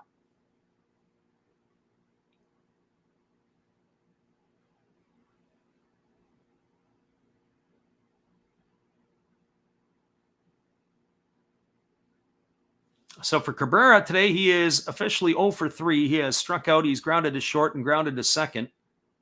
But nope, he is going to be out of the game. They're actually, Cody Clemens is going to get a chance to hit. So they put him in as the pitcher/DH. There's a fastball that misses down and in, and the count is 1-0. So Cody Clemens on to pinch hit for Cabrera. Interesting about that rule. I know that they can have the starting pitcher in the game and let him be the hitter. We didn't know that the pitcher could come in and then bat in the order and replace the designated hitter.